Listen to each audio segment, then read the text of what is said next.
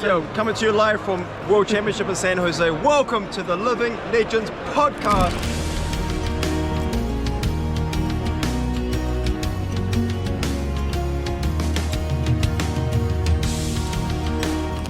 This episode of the Living Legends podcast is brought to you by the Banished Zone in Wernersville, Pennsylvania.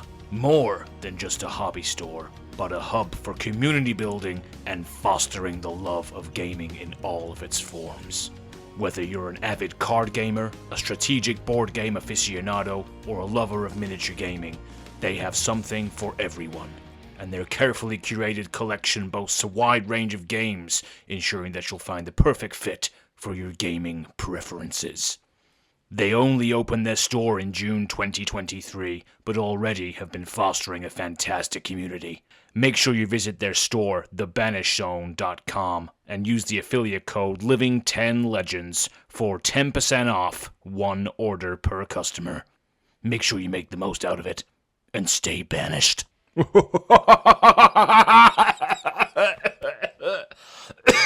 American accent is killing me. Anyway, let's get back to the pod. How's it going, everyone? Welcome to the Living Legends podcast. We're going to try this again. Hey, the illusion is not broken. This is not the second time we're recording this, and I totally remembered to make sure everyone's audio was working. Welcome to the Living Legends podcast, a weekly flesh and blood podcast where we talk about all aspects of the flesh and blood trading card game. Today we're going to be... It's funny because he's already said it, audience out there. He's already said all this about 5 minutes ago, but we screwed up the audio. I'm already breaking the seal. Oh, sorry, not the seal, the fourth wall. How dare you? It's... Yeah, I kind of went on a spiel about how, like content creation and how there's, like, not a ton to talk about a lot of the time because Flesh and Blood only has, like, 3 sets a year, and that kind of, like... segued nicely into how, like, today's going to be kind of like a, in-between episode. We do have some news to talk about, but it's not, like, huge news, though it will be interesting to get everyone's opinions on this, because I think there are opinions on this one in particular. I'm Kel, as always. Before we get to all of the discussion today, we will... introduce our co-hosts. Hey, we're gonna start with Bill. Hey, Bill, how's it going, man? Hello, I am Bill. Me. I'm Bill from the Spike Feeders. Like Kel mentioned, this is gonna kind of be a filler episode. I had already made the joke that it's basically like our beach episode.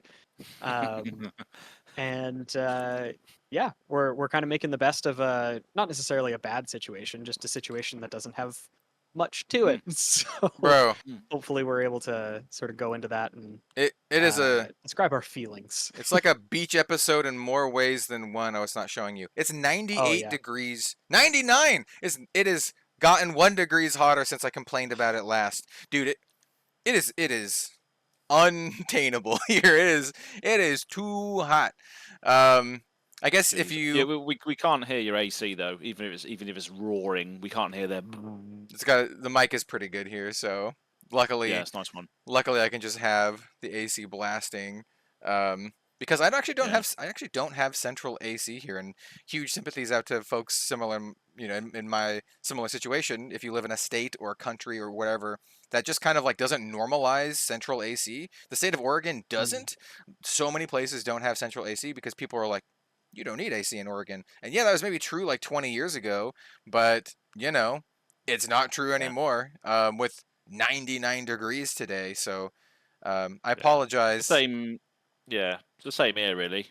We don't have air conditioning, but, the 2 weeks of ridiculously hot weather that the UK get is horrible because it's really humid. So it's not really one of those climates that gets sun, but when it does, it's just, it's horrible, sticky, humid heat. Oregon's a coastal state, so we get a decent amount of humidity. Not as much as like Florida or something, but because the Pacific Ocean's a little bit different than the Atlantic, but still, it's a little rough. And I apologize in advance if I'm just like sweaty this whole episode. I apologize. And by the way, hey, that was Az who talked just Yeah, now. that's me. Anyway, on to next topic, sport. No, Because we just did the weather. yeah, right. Commiserating yeah. with everyone. It's so hot. We do But have. yeah, so sorry, carry on. Oh, I was gonna say, go ahead. I was going to say, yeah, like Bill said, obviously the conversation we were having before the cameras did start rolling, but then stopped rolling for whatever reason that is, was about obviously content creation. Maybe we can go into this a little bit off the back of what I'm saying now, but Flesh and Blood obviously has, 3 to 4 sets a year, or their plan is to have 4, is it, going forward? Yeah, Or is it so currently we only have 3 sets a year, and it's been like this ever since Flesh and Blood's inception, more or less. They want to get to 4 sets a year, and that has been publicly stated by James White, and I think, I don't remember if Brian Gottlieb mentioned that last time he was on the podcast, but it's kind of like well understood that they want to go to 4 sets a year. And I think 4 sets a year is a good amount, right? It matches the number of seasons. It's just kind of like, a new set every 3 months is pretty good. I do feel like a set every 4 months feels like, I don't know. It feels nice on your wallet because you're like, oh, I don't have to buy a set. But as a fan of Flesh and Blood and as someone who just wants more, just in general, both as a content creator and as a fan of the game, I think 4 sets a year is a good place to be if they feel they can keep up the quality. And I think that was one of the only things holding them back for a while, other than the size of their team, is like, they want to make sure they can pump out the sets, but also maintain the quality, which I think is obviously very important. Yeah. I think that did they say they were going to try and make a move towards more draftable, limited, sealed environments as well? Because that's another thing. Dusk Till Dawn came out and was like, yeah, this is brilliant. Obviously, there's a story there, and obviously returning favorites and what have you. But then after that, it's just like, okay, well, I can't play with it, so I guess we're just waiting for the next thing now. Yeah, it's like the big downside of supplemental sets. It literally is only just for constructed play, and if, like, for this one in particular, if you don't play the 4 classes in the deck or in the set, then you have nothing to add to your deck except for maybe Warmonger's Diplomacy, right? Except for the 10 or less generics that are in the set, and then in that case you just buy the singles, right? Like for me, I bought my 3 foil sensors to go in my Uziri deck, and we can talk about that when we get into our week in Flesh and Blood, but yeah, that's definitely the big downside of the supplemental sets. At least with Bright Lights coming out soon, or in the next couple months. And here's my retort to a lot of folks who are like, it's mech, I don't play mech, I don't care about the set.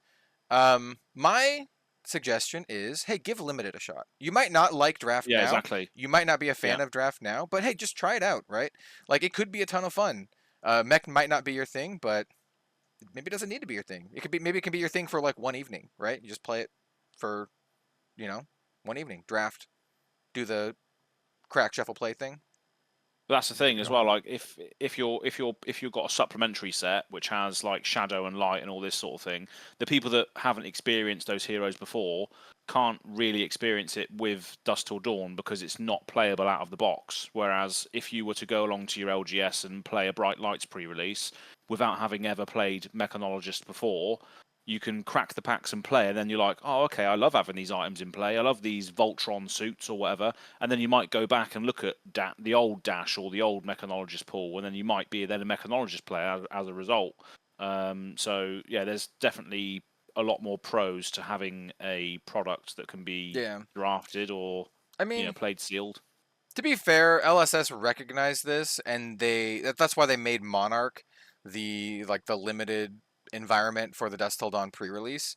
There's some problem. I thought it was cool. A lot of people didn't have the chance to play Monarch. Also, Monarch Limited is one of the formats in National Season coming up, right? So, like, it's relevant competitively, and it's cool for people to go back and re-experience something, or maybe something they've never experienced before.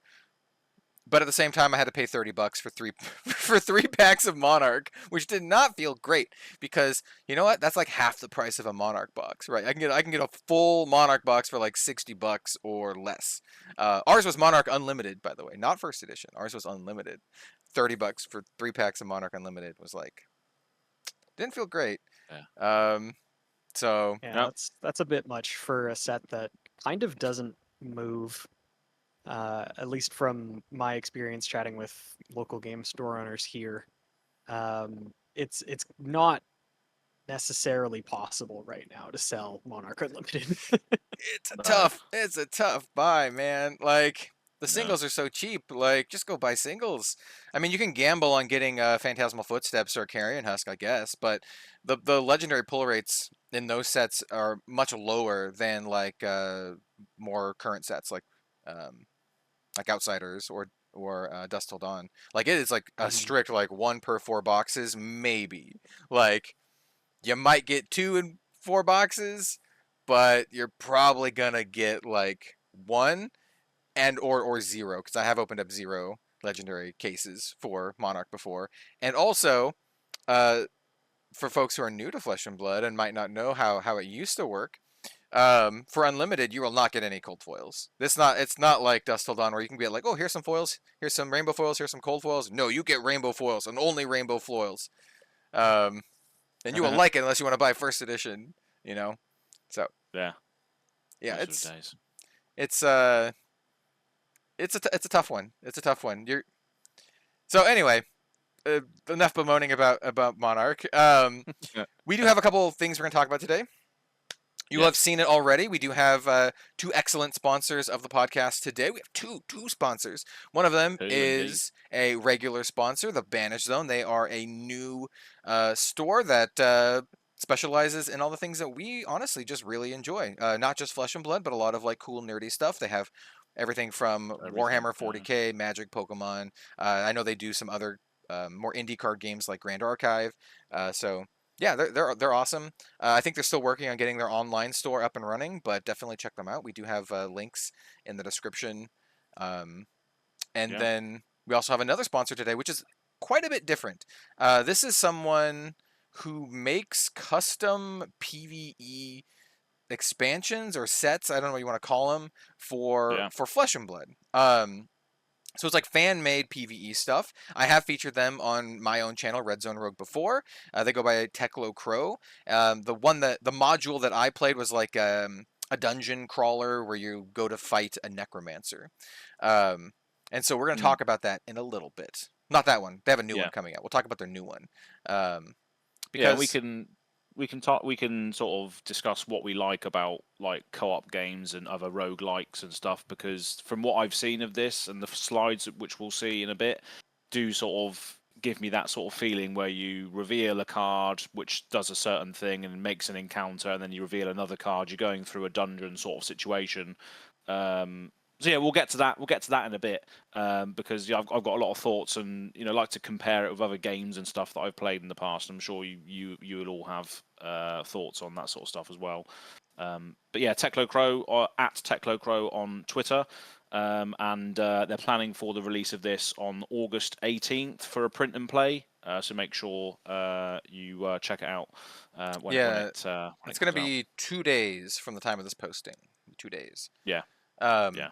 So basically the structure of today's episode, we're actually going to have a little bit of a structure. So we're going to do our Week in Flesh and Blood. We do have some Flesh and Blood news that we want to talk about with the recent rules. I'm just going to say, like, I don't want to say changes, but Blitz format stuff. They've solidified some stuff in the Blitz format. We're going to talk about that. There has been another banning. You can probably guess what it is. It might have already been in the title. I don't know what the title of this is going to be. But we're going to talk about the Blitz changes. And then we can talk about our opinions on PvE going forward. I think I mentioned this in the last episode. I think everyone has their own ideas of what they want for PvE and what they expect. So I think it'll be a interesting discussion, because I think, like I said, everyone kind of wants something different. And we'll kind of take a look at what Teklo Crow's doing. And then we're going to be adding a couple new little segments in, like comment of the week and that kind of stuff. We'll get to that when the time when the time comes. So Yeah. yeah, I've got a few things in this week in Flesh and Blood, though. That's for sure. I do. I have a little bit. I've always got stuff going on. Yeah, I can. I'll start. So let's do this week of Flesh and Blood. Mine's gonna not super in depth, but I have been doing some stuff in Flesh and Blood, not a ton.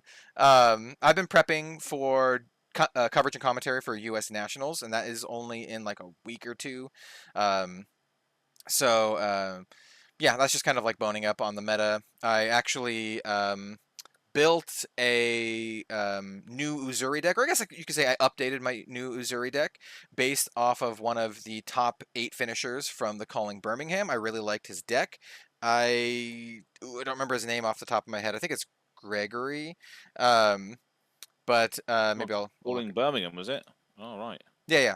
It was a top 8 Uzuri list. I looked at his list and I'm like, oh, this I really like his list, and it was pretty close to what I was already running, and he also put 3 sensors in the list, and I'm like, we got the same brainwave. Knew it. Yeah. Knew it. Got a ridiculous card. It's so good. It's like one of my most underrated cards from Dusseldon, in my opinion. And I got hit by it the other day, and I'm just like, oh damn. Okay, they used it in exactly the same way that I thought it would be used as well. I was like taking all this damage, and I was just like, right, yeah, I'm going to clap back with a massive red in the ledger, and then they named that card, and I was just like, shit. You know what? So go ahead. Sorry. I was going to say, yeah, I lost my only arrow, which I could fire. So I basically just had a handful of buffs and red in the ledger, and I was just like, okay, brilliant. I'll just pass straight back to you then. Dude, it's horrendous. The Dusseldon generics are absolutely like dunking us out. Yeah, it's so bad. It's so rough. Really, yeah. But the real spice to that, by the way, is the codices, right? Because you can see what card is in their arsenal because they have to. Well, except for Inertia goes random from the top of their deck, and I think Blood Rot also goes face down, but. Yeah. The other one, you know what it is, Frailty, which is the one that I run in CC Uzuri, and so they have to say what the card is because it has to be an attack action, right? So what you do is you do that, and then you finish your turn with smacking them with Censor, and then you name the card that they just put in their arsenal. So now they are stuck with that in their arsenal. They cannot play it, and what's great about it, like getting the card in their arsenal, is they also cannot block with it, and they cannot pitch it either. It's just stuck in their arsenal. They can't do anything with it, which is great. So yeah, Codex of Frailty into Censor is like, it was real good. George Keys it was, Birmingham 3rd. Oh, thank you. He was 3rd. I was actually looking up his, I was looking up the name here. But I said 3 sensors, yeah, 3 sensors. And... I said Gregory? Yeah, George. I changed up the deck quite a bit. I'm not a big fan of the looking for a scrap that he had in. I changed up some cards here and there. Maybe like 9 cards total. Maybe like 3 different cards, but I still really like it. It's great. I added in Plague Hive, for example. He doesn't have Plague Hive. I'm putting in Plague Hive in my version. But Plague Hive was actually in Stefano Mione's list as well, of the Azalea, which was 5th. Hell yeah. Because it's just ridiculously good. It really is good. You can either threaten late game damage just by pitching something into Death Dealer. If you don't have any arrows, even you can still do that. But also the Inertia can also screw over like Icelander, which obviously was returning recently. So the Inertia tokens are just horrible for Icelander, aren't they? And that seems to be a big thing as well at the moment. For LTs are like nasty versus like the ninjas rocking around. Like it's Plague Hive's sweet. And so it's good. To cut my weekend Flesh and Blood a little bit short, yes, I built that deck more or less. Like I said, I've probably changed about like 10% of it. Did get my full play set of foil sensors, which is awesome. What else did I do in Flesh and Blood? That's mostly it. Oh, there's the new Flesh and Blood. I want to point this out because I have been playing this, and I've actually found this to be very useful for boning up on my Flesh and Blood knowledge. There is a game on the App Store called... Boning up? What does that mean? Boning up just means getting reacquainted with it. Like boning up. Okay. Yeah, you bone up. Yeah, man. You bone up. All right. Yeah, maybe it's like an American colloquialism, but yeah, bone up. Oh, yeah. Hey, shout out everyone in the comments down below. Let me know if you know what boning up means. But I want to talk about, you can't see it hardly on here, but there's a new app called Fabble. And it is a free little game, and what it is, it's just guessing Flesh and Blood cards. It's like trivia almost, right? So for example, it'll show you a card, and it'll show you this is a really easy example, but it'll show you Enlightened Strike, and then it'll have the attack power blanked out, and you have to put in what the attack power is, right? It'll do that for every card, and you can do it by set, you can do it by class, you can do it by type. They also have a daily one, kind of like how everyone used to do the whole like Wordle or whatever. So it's like it's like Wordle but with Flesh and Blood. It's Fabble. It's great. It's fun. It's free. It is on the Android App Store. I don't think it's for iOS yet. But I've been playing that, and it's been actually really cool. It's been super useful, like on reacquainting myself with a lot of Flesh and Blood cards for casting and coverage, because I need to recognize what the cards are immediately just by like the art or whatever, and so knowing this kind of stuff is really good. And so huge shout out to Out, which is the name of the publisher there, for making a cool free thing for the Flesh and Blood community.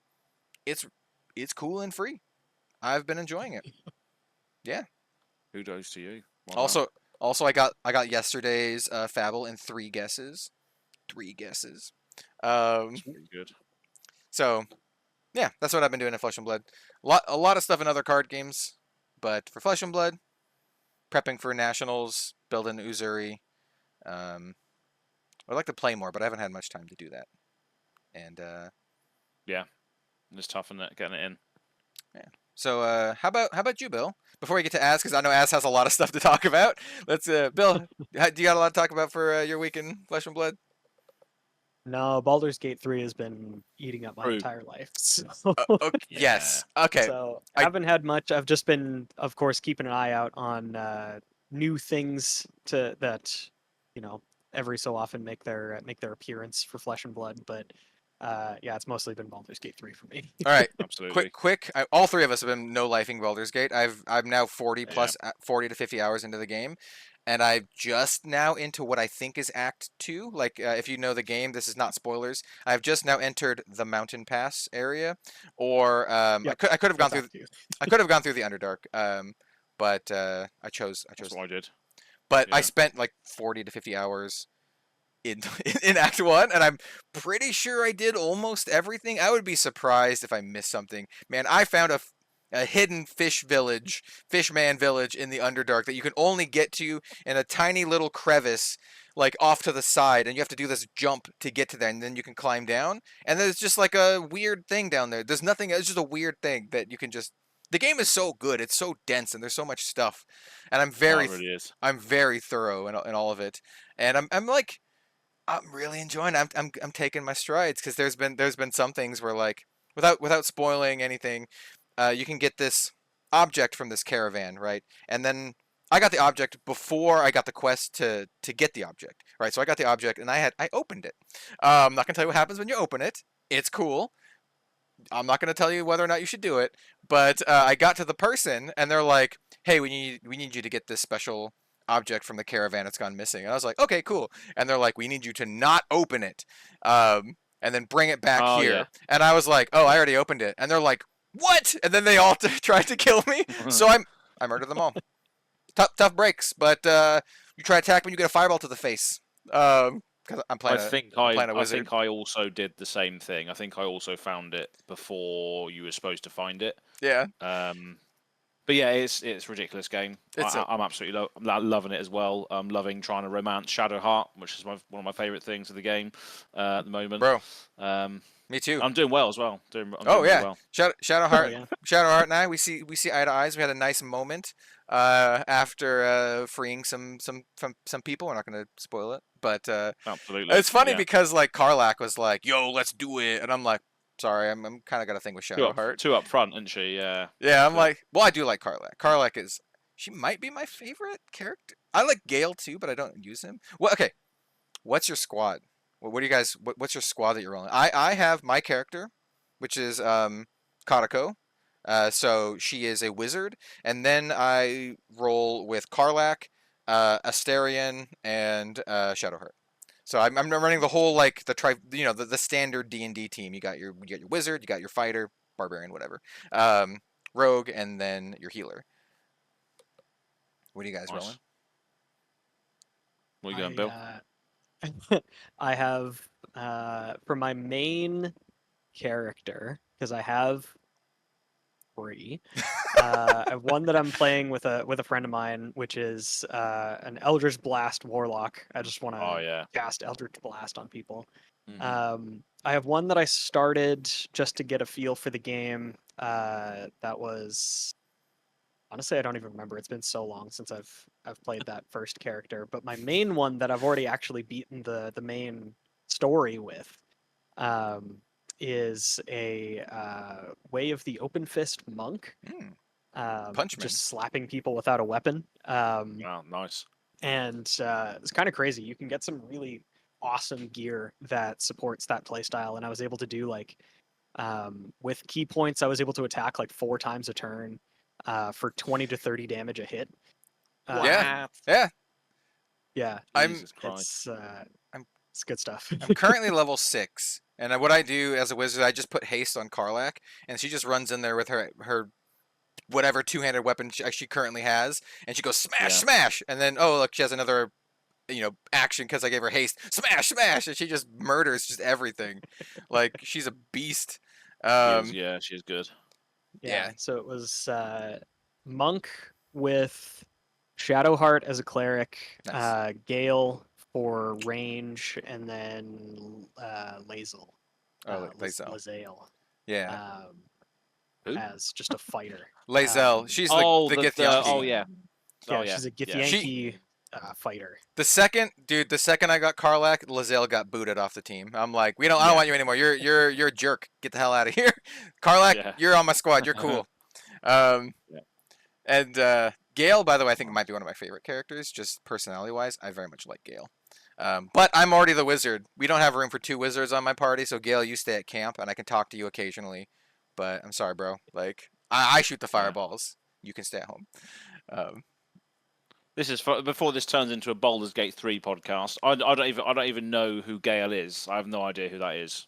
What? You get him at the okay. You get him at the start. To me, No, that's I don't have him in my party. That's the coolest part about this game is that like I've already beaten, like I said, I've already beaten the main story, but with the second character that I'm playing with my friend, I'm doing just totally different things. And there are some things that overlap, but it's kind of just an entirely different game. Like it's an entirely different playthrough. I'm talking to different people. I'm experiencing different parts of the map. Dude, it's really cool. I uncover literally everything before I move on. So it's gonna take me about probably like 120, 150 hours for my first playthrough, because I literally am doing everything I can. Gale, you find at the start of the game at the Crash Nautiloid. He's like in the waypoint, like literally in the waypoint. He's like stuck. I see. Yeah, I lost that bloke. He just faded away. Oh, I failed the strength test, and he just didn't come out of there. Wow. Okay. So, yeah. That's really something funny happened to me with Shadowheart actually at the start of the game. I did everything because I'm a wizard. I did everything right to suss out the situation, to get the right thing to open her pod, and then I did the roll, and I'm like, easy clap. I'm a wizard. It's int. It was like a 6 difficulty or whatever. 1 auto fail, critical fail, and I'm like, oh damn. Like I want this lady. And then I'm like, okay, fine, Lae'zel, you do it. And then I got her to do it. She actually succeeded on it, and she's like garbage she's like a -1 or something to int. So Lae'zel got Shadowheart out of the pod, even though she wanted to leave her. Even in those situations, you think you're well equipped, you just roll a 1, and that's just brilliant. That the fact that these games like Baldur's Gate is still introducing dice rolling mechanics to younger people who don't know what it is. Oh, dude, it's and so they good. they have to experience that rolling the 1, and in a AAA game, and like, is it Blessed? There's guidance. Guidance is overpowered as hell because you can do it in every situation. Because like when you're doing a check, if you have a character with guidance in your party, you'll have a little option down below the roll, and it's like, you want to add guidance to this, and it's a cantrip, so you can do it to everything. So just Shadowheart just palling around with us, I get a plus 1d4 to every single roll. Anyway, let's not dwell too much more on Baldur's Gate. It's really good. No. My just to carry on with the party thing, I've got Azalea as my main character. Of course, I have. So I made a ranger, and Nice. she's bowling around with Shadowheart, Will, which is the warlock bloke. Yeah. And who's the other one in my party? I don't know if it's a spoiler or not. It's a druid character who's in my party now. Yeah. Yeah. Yeah. I know Yeah. you're talking about. Yeah, I actually got fine. spoiled on some of the other characters who are in the game later because I watched a Baldur's Gate 1 and 2 recap, and well, they spoiled some stuff that happens in Baldur's Gate 3, and I'm like, come on, man! Like, I didn't need to know these characters are in this game. That's a huge spoiler. So yeah, anyway. there's a couple of characters that I recognise from. I think it's Baldur's Gate 2. I played a little bit of that back in the day. I won't say, but there are some characters from stuff. But I didn't play enough of it, so I didn't know. I recognised one name and that's it. But I never completed Baldur's Gate 2. But yeah, Baldur's Gate aside, that's it really. Great game, definitely pick it up. And it's these guys' fault that I'm actually playing it because I never really play video games too much anymore. But this is just open my eyes again to. But yeah, Larian Studios. I'll probably buy anything that they put out now as a result of this. It's good. I love Divinity Original Sin 2 as well, but this is just so much better. I didn't think I would find another RPG I'd put like well over 100 hours in my first playthrough since Elden Ring, because I think my first playthrough in Elden Ring was like 120 or something like that, and this is going to be like probably more, like 120 to 150, because I'm very meticulous. Like I said, I don't want to miss anything. I want to do all the things, and so like going into Act 2, my characters are all level 6, and I just I wreck everything. Like I have heard people have had like trouble, but I play a lot of D&D, both video game and not video game, and so yeah, my characters just wreck everything. But like just to try and segue this into Week in Flesh and Blood for me, I think if Bill's is over, I think you've been playing Baldur's Gate like all the time. We all have, to be fair. But what was I going to say? I've completely forgot the segue. I wish I had more time to play more. I've completely forgot Azalea? the segue, but does it have to do with Azalea? That's right, it does. Because everything does. Easy clap. Yeah. Yeah. It really does.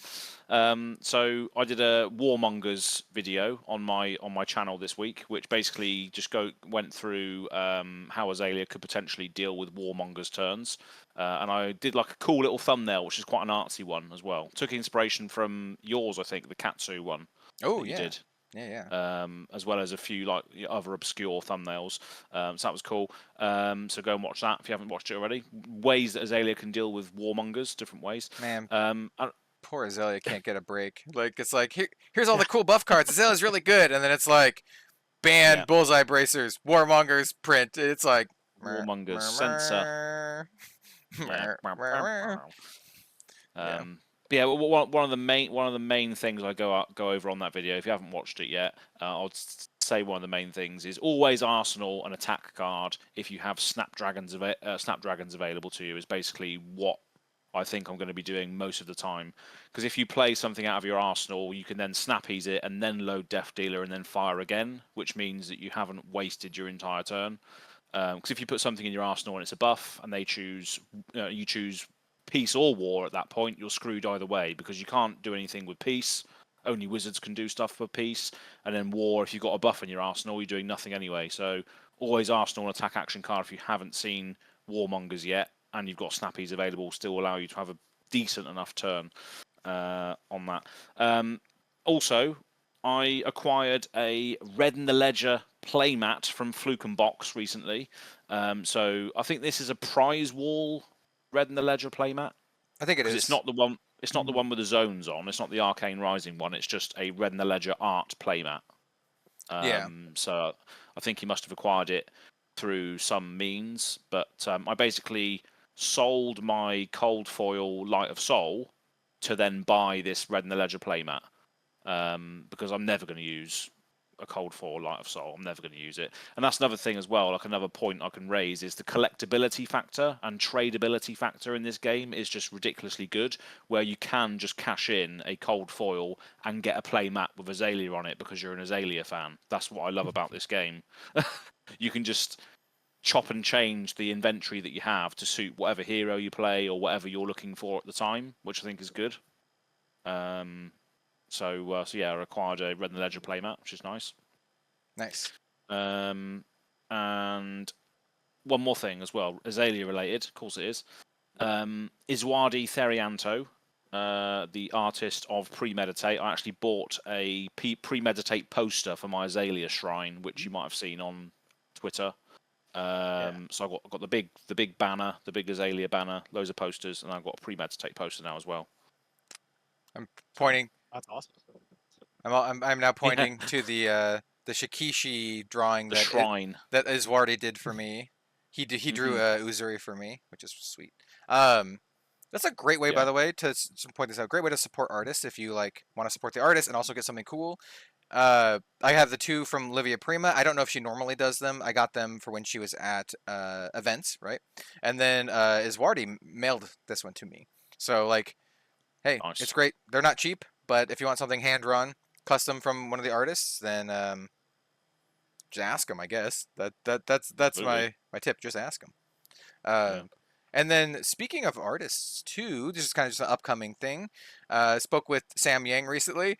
Funnily enough, what reminded me of that was both the artist conversation, but also Baldur's Gate, because Sam is playing Baldur's Gate. Everyone I know almost is playing Baldur's Gate. Like, it's crazy. It's such a widespread thing. It's very universal right now. It's so good. That's why. It's just an absolute banger. And he also said he was watching the podcast. So, hey, Sam, if you're watching the podcast, very much looking forward to getting you on. He will be joining us probably post Bright Lights spoilers, because he said that he would have to hold back a lot on what he would be able to talk about. And that tells me he probably was involved a decent amount with Bright Lights. So I think it'll be a really fun discussion having Sam on here to talk about art. And I mean, like, he's the artist for Dash, right? So like more Dash stuff. Yeah. And he said he was watching the podcast and he heard me talk about Street Fighter, and he's like, "Oh, I've also been playing Street Fighter." So yeah, Street Fighter's good. So yeah, expect Sam Yang here on the podcast a little bit after Bright Lights spoilers, which should be mid next month, something like that, or late next month, I guess. That's soon, isn't it? It's pretty soon. Things are creeping up. We're gonna do before you go into that. We're gonna do the Living Legends thing soon, where we start going. Have you received your spoiler yet? Let me refresh the email live. Right? Yeah. And then I'll like be like worried like whether or not they're gonna even give me one. I'm like, oh, they're not gonna give me one this time. Brilliant. I did want to mention one other thing that has to do with Flesh and Blood going forward. Is I am finally. It's not everything situated yet, but I'm closer to getting my passport and going to Worlds than I was before. So for folks who know, in the US, you actually have to schedule an appointment to apply for your passport, and the places here, like locally, were booked up. I have not been able to do it. So what I'm going to do is I'm scheduling it for a different city, so I will be going to a different city to do it, because my local one is booked for the next like 2 weeks. But I do have all of the paperwork, all of the like my actual birth certificate, because you apparently need that. You need the physical actual birth certificate. Jeez. Proof of ID or proof of citizenship, all this kind of stuff. So I've gotten all of the documentations and the photos and everything that I need, and now I was just like, I need to schedule the appointment, and so we're close. Yeah. We're close to wrapping this up, and then being able to 100% say that I'm going to Worlds. Currently, it is like 95. I'm gonna do it, but if somehow I get screwed over on the mailing or something, we'll see. But it should work. The mailing time is 5 to 7 weeks, and we are we're like 10 or something out, so should be fine. Yeah. So, yeah. Anyway, should be fine. Anyway, so yeah, there's that. Okay. Good stuff. Let's talk about Blitz. Let's talk about Blitz. That's probably the name of the episode too. So we're like 40 minutes in and stuff talking. This we're talking about it. So if you didn't know, yesterday or today, the day of this recording, Legend Story Studios and specifically Brian Gottlieb actually wrote the article. Wrote an article about updating the Blitz format, and this is in response to the testing that they were doing during the skirmish season. And the testing was essentially adding a small sideboard to Blitz. It's something that we've talked about here on the podcast before. And basically, it's opening up the sideboard options from previously only your equipment and weapons to whatever you want. For the skirmish season, they allowed you to have more than 40 cards in your deck, and also they unbanned Drone of Brutality. All of those things are changed. Okay, so I'll quickly go over it off the top of my head here, and then I can look at the page to see what I got right and what I got wrong. So first things first, Drone of Brutality is now banned again. So I don't think many people are going to be sad about that. I think Drone of Brutality, in the way that it was incorporated in the skirmish season, led to just fatigue decks and like grindy decks that just leveraged Drone of Brutality. You had your ninja fatigue that just killed you with Kadachis, and they just cycled in their drones. Yeah. And I don't think anyone's like bummed about that getting out of here. Maybe a couple people. I had an alpha foil red drone, so I was like, "Ooh, I can use this again." Now I can't. That's not a big deal. I'll just use it in UPF or whatever. So that's one thing, drone banned. The second thing that I think is better is that they're limiting it to exactly 40 cards now. So you can't have between 40 and whatever you're running in your sideboard. So it's exactly 40 cards, which is great. I do like that change. It's one of the things that I liked about Blitz is that this is 40 cards. It has to be exactly 40 cards, and like you have to make the best possible deck with 40 cards. And so it still kind of has that aspect of it. And then now they're keeping the sideboard changes, basically. So when you put out a list for a Blitz deck, it is 52 cards, including your hero. So you have essentially an 11-card sideboard that you can put whatever you want in it. Equipment, weapons, attack actions, whatever you want. So, and that's basically it. And these are going to be the new Blitz rules going forward. It says on here it says players will submit a deck list that includes one young hero and up to 52 cards. So I guess it's hero plus 52. 53 cards then. Yeah. Okay. Yeah. But nice. Essentially the same thing. So you still have you have a I guess a 12-card sideboard then. You have your hero and then 40-card deck and then equipment 12-card sideboard. Other things. Yeah, so that's that. I feel that, like, just getting the general pulse of the community, that it is a very widely loved thing. Like, I think everyone, or most people, really like this. I don't want to say everyone, because I know some folks, and I'm in the minority on this, along with my friends Stephen Diamarmata and Ian Kenderdine. We liked Blitz how it was, but I think it's hard to argue, or it's hard for me to argue against the changes. What do you guys think of the Blitz changes and solidifying them? I think they're fine. I think that I think it's pretty funny actually. There was player locally, Grant, who's well known in the judge community. I believe won 2 of our skirmishes with Kano. And I don't want to specifically say that it was because of the changes, because I mean, obviously he's just a very good Kano player.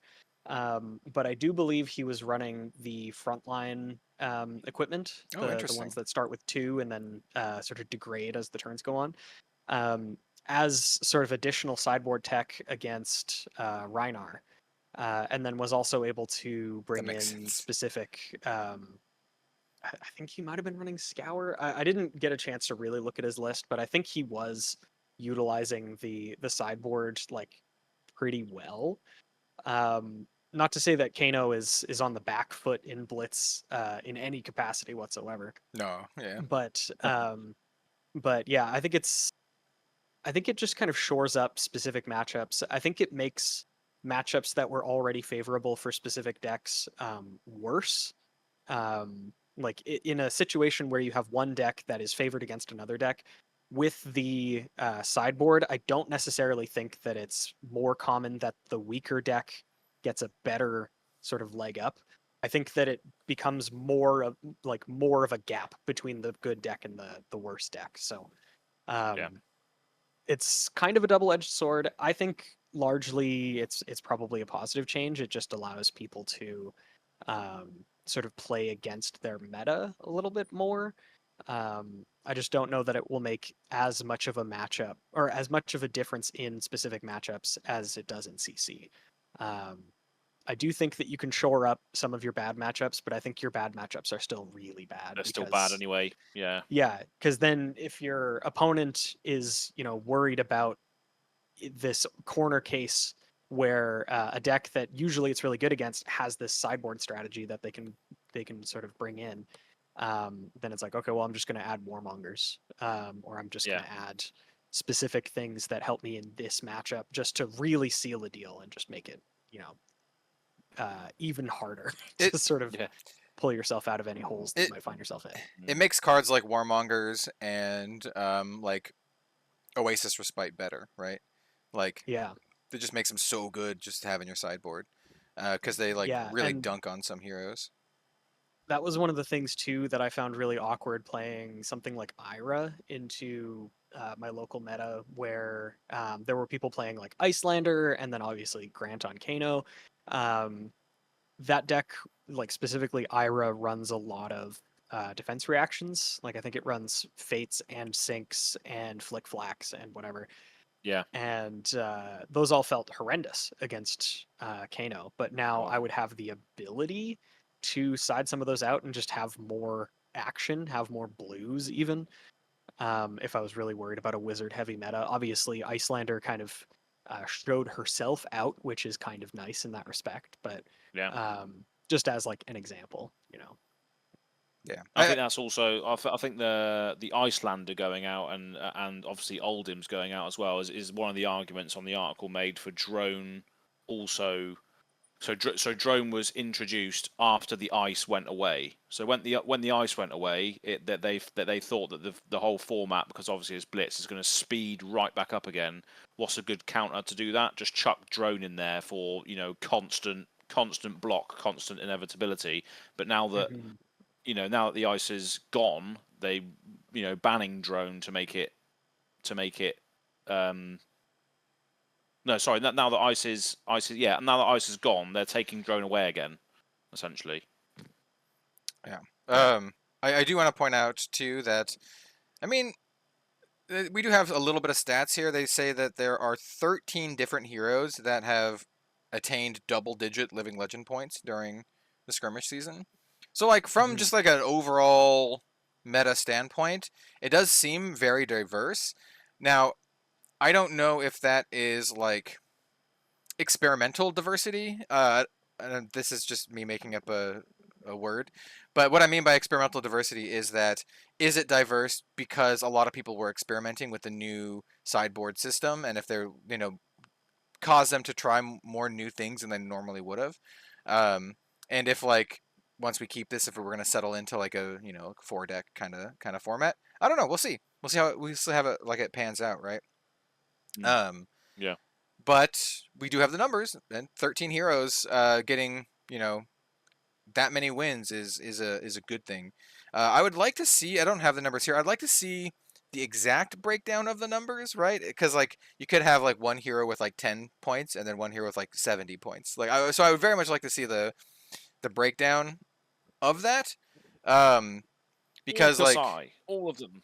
Well, you also have Chain and Kano too. Like they're disgusting. Yeah. Like Chain, Kano, Kasai, they're all like really gross in Blitz. And also like we do have the leaders. Okay, so it says Kano carrying the torch for combo, Chain handling aggression, and Ira firmly in control. And it says there's Kasai, Dash, and Bravo as well. So what I find kind of interesting about this is we have multiple heroes here with no talent. So we have Kasai, Kano, Dash, Bravo, Ira, which is just kind of interesting in general. I know a lot of folks always think like, oh, are the talented heroes gonna obsolete the no talent heroes? And I think at least in Blitz that is a big no, not even close. All of the no talent heroes are slapping everyone around. So yeah, the hero abilities make a big difference, I think, though, in those games. And they like the +1 on Ira is just, you know, the lines you can get from that are just horrendous. Bravo can just dominate huge interaction whenever he wants to, essentially. Yep. Yeah, there's a lot of the hero abilities make a massive difference in shorter games. Yeah. Yep. It's it kind of doesn't matter who you are. A dominated crippling crush is That's it. Gonna hurt. Yeah. Well, it kind of Chewing. matters. If you're Shadow, you have at least a little bit of a fridge to yeet in front of it. But you know, Proof, yeah. It's Yeah. true. But what about the second one? yeah, the second one's the one that's gonna get you, and then you die to your own blood debt. Died of blood debt. Yeah. But Yeah. I don't know. I'm a little I'm of two minds about this, the same as I was before, and I think it's probably overall pretty good for the game. It's probably more than that. It's probably like very good for it. But for me, I feel like Blitz lost a little bit of what made it unique. Right now it feels just like tiny CC. It's like CC with less life. And I liked Blitz being its own unique thing. And I wonder if, and this is a question to the audience, how many players out there who play CC as their main format are now more interested in Blitz now that Blitz has a sideboard? Because that was always a discussion on social media. A lot of the CC players are like, oh, I don't like Blitz because there's no sideboard and because there's no, like, you can't tech against that kind of stuff. Yeah. And whereas a lot of Blitz players are just like, Blitz is fun. I like Blitz. Yeah. That was originally my stance, because CC is definitely my format. I don't really play Blitz at all, to be honest. If I'm going to play a gameplay stream or something like that, I play CC. Or any events I go to, I play CC. But again, this Blitz change got me thinking, oh yeah, I can shore up the matchups that are bad, but the matchups that are bad anyway. You can't really change that in Blitz. So I don't think it really needed much change, to be honest. It's just a fast format. Does this affect the products that are on the line coming out, like the Professor products? They're going to have Blitz decks in them. Are they going to then, are they going to be in tandem with this official Blitz update now after the experimentation? What does that look like for products and all this? It's probably for that product. I think it's too soon. Like that product's dropping like next month. Like they don't have time. It's probably already printed and shipped, right? Like they don't have time to change that. So in that product then, does that include this new thing, or probably not? Does just Blitz decks as it was before, which is now incorrect? Well, it's just a bit weird. Well, that product I think is more geared towards Ultimate Pit Fight, so it was probably just 40 card decks with equipment, right? Probably, yeah. It probably doesn't even have like the full. I'd guess it probably doesn't even have the full like Blitz, like old quote sideboard. I don't think it was. I would be surprised if they had the old just like 40 card decks with a hero token. Yeah, like a hero, a weapon, and then 4 pieces of equipment. I bet that's it. Yeah. Like, probably, yeah. So then, as someone who does play CC, then so for me personally, Blitz is my favorite format. It's my favorite format to play Flesh and Blood. So you as a CC player, do you now want to play Blitz more with these changes? Not really. No. Okay then. Yeah. Yeah. Really.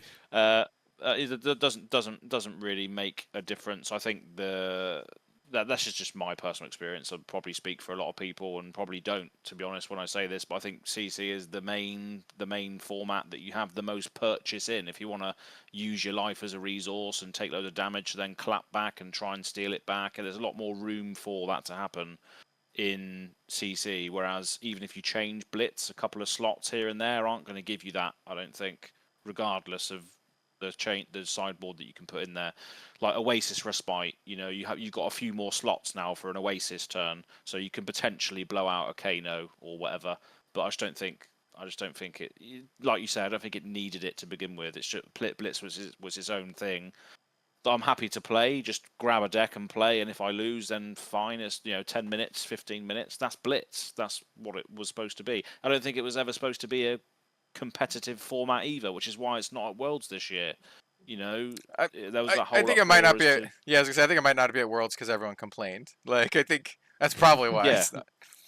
Exactly. So what is it? What is Blitz for? Is it just for quick games, or is it trying to be now a sideboardy format where you want to try and do some stuff? It's I don't know, which is why I don't like it, because I don't know what it's how you're supposed to play it really.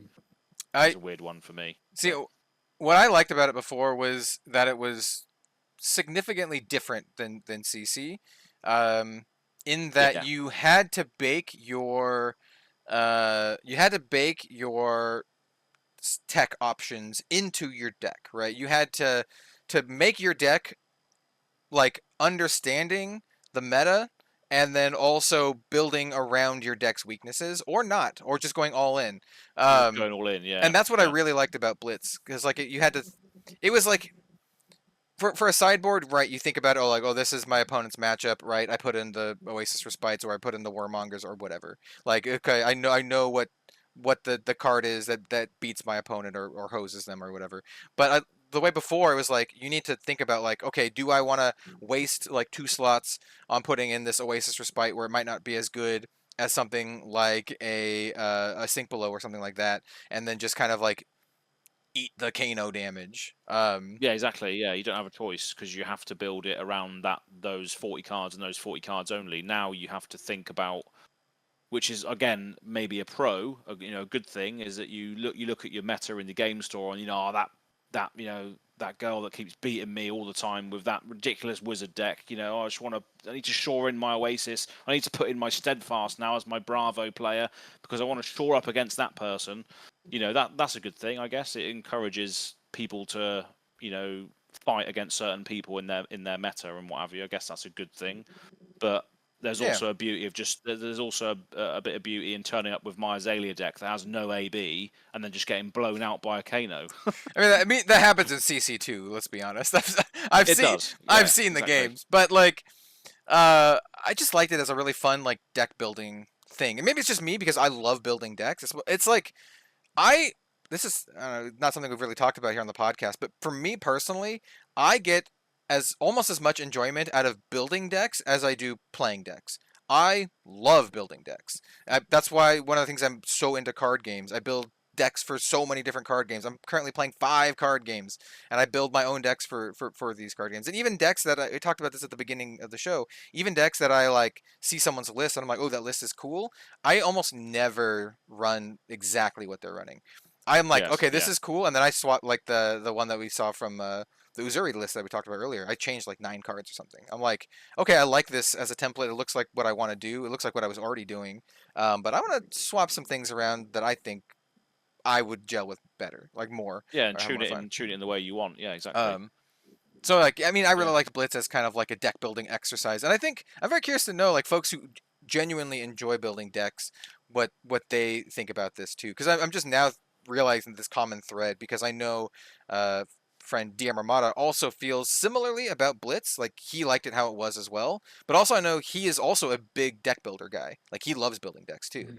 And I'm curious if that's part of it, because for me, like it was a fun challenge, right? I feel like sideboard is like, I don't want to call it a crutch, but like it feels like easy mode compared to old Blitz, right? Where you had to like I said, you had to bake it in to your deck. It's like you got the 40 cards and that's it, right?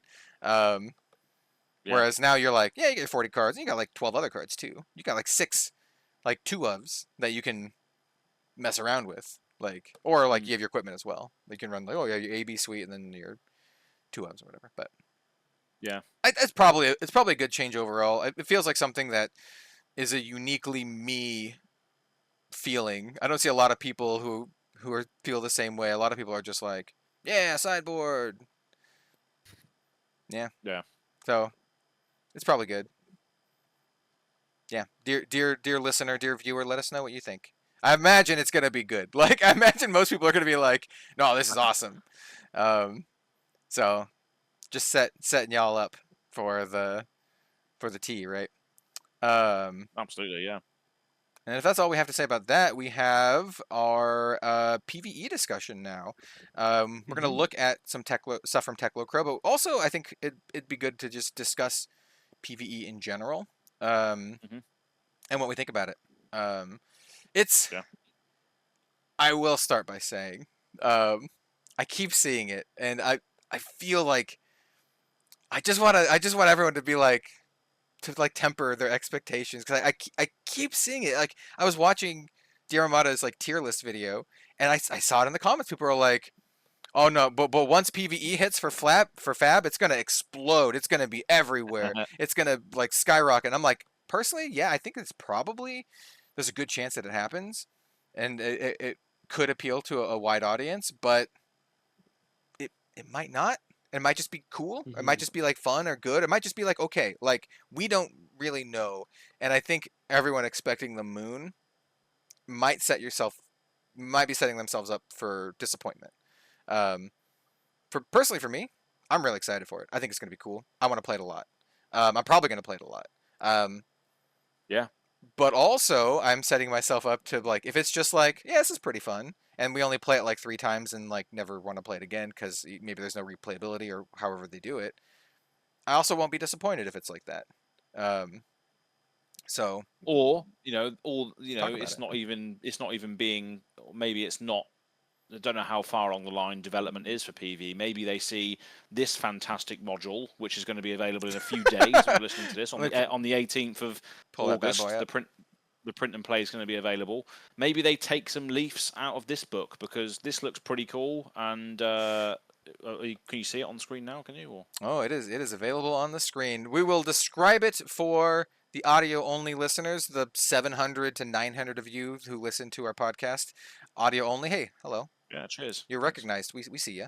Not actually see you, and you actually don't see us because you're listening audio only, but you get it. Maybe.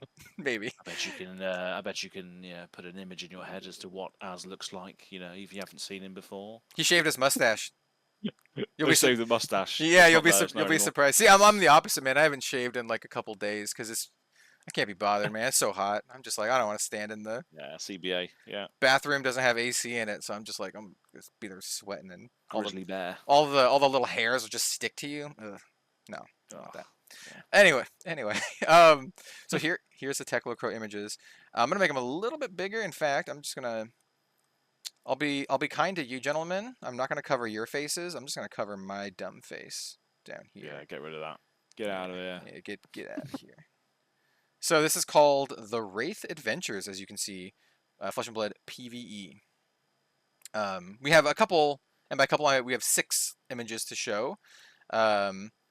I'm not entirely sure what this first image is. It's just the image of the Flesh and Blood map. It is one of the early map designs. It's not one of the maps that has the 2 figures on the sides. And then there's a card back in the middle that is also like the Flesh and Blood card back sans logo. Like there's no Flesh and Blood logo in it. This might be the card back that Techlocro is using for the module, right? I'm not entirely sure. Yeah. It might even be like what the next card is. It might even be like a dungeon card or something. So it looks like there's going to be dungeon cards in this that you might flip over to create like a modular board where you sort of progress through it, which looks quite good. Yeah, this is what he used in the what I have. So in the necromancer thing that I have, this is how you play more or less. There are these cards that represent the map, and it's sort of procedurally generated, right? It's kind of random which ones you get. Kind of like a Arkham Horror situation where you can like move around, and there's like encounters on it where you can fight skeleton. Well, at least the one that I played. It's like skeletons and undead things. Yeah. In this one, I think it's like shadow beasts. I think they did send us to print and play. I did have a quick look through. Sorry, Techno Crow, with regards to mechanics and all that sort of stuff. Just didn't have the time to really sort of digest all of that. But I believe it is all like shadowy beasts from the monastery. Yeah, looks pretty good. But yeah, I love the fact that. If you said Arkham Horror, I love these games like Slay the Spire and everything, you know, those sorts of roguelike deck builders where every time you play the game, it's different because you're drawing random cards that then make the encounters different. You know, you're going through the dungeon, but then you're going through it differently each time.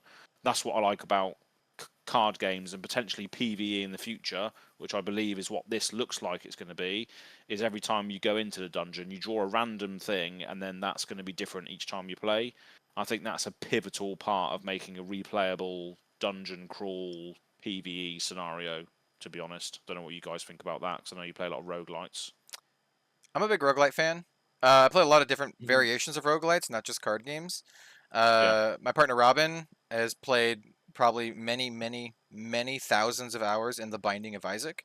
I have also played a decent amount. Like for those who know Binding of Isaac, I've gotten true platinum god or whatever. I've done everything. It was a long time ago, but I also play a lot of like card game roguelites, like Slay the Spire. There's a lot of other ones that are similar to that.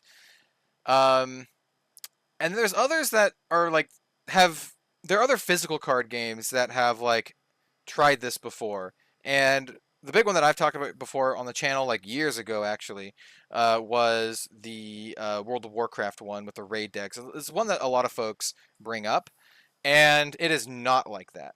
The raid decks are you fight a boss, and that is the boss. Yeah, that's right? it. Like there's no exploration involved, is there? There's no correct. like you're going through a dungeon. Yeah. The Ice Crown Citadel one is a little bit more like that, but not really. It's like you fight a sequence of bosses. Like it's like a boss rush mode. Whereas like the Magtheridon's lair, like the Onyxia's lair, it's just like you fight like Magtheridon or you fight Onyxia or whatever, and that they have multiple phases, but it's just that.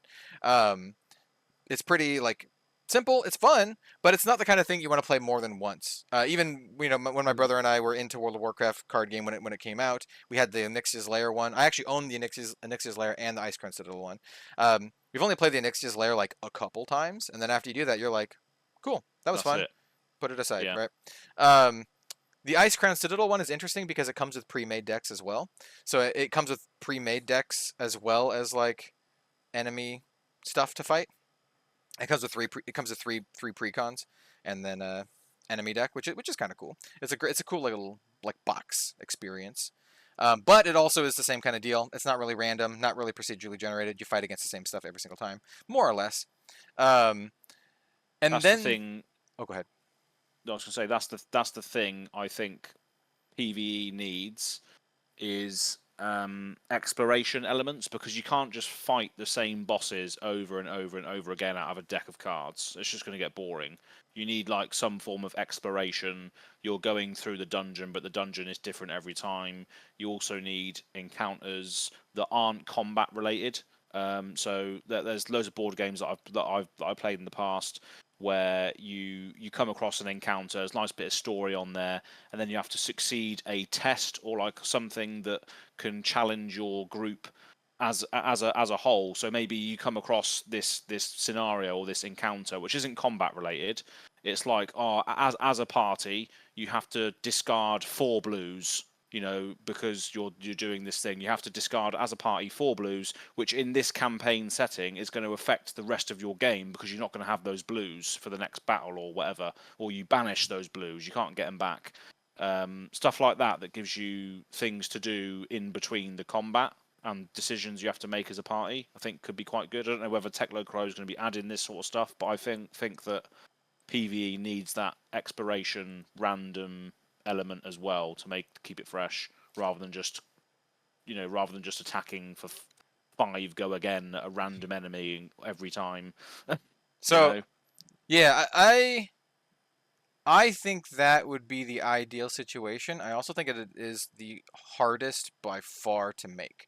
Mhm. And I want to give a couple more examples here because I have examples of no less than 3 other, maybe 4 other card games who have also done PVE, and none of them have done it the way you described. And I think it's because it is very difficult to do it that way.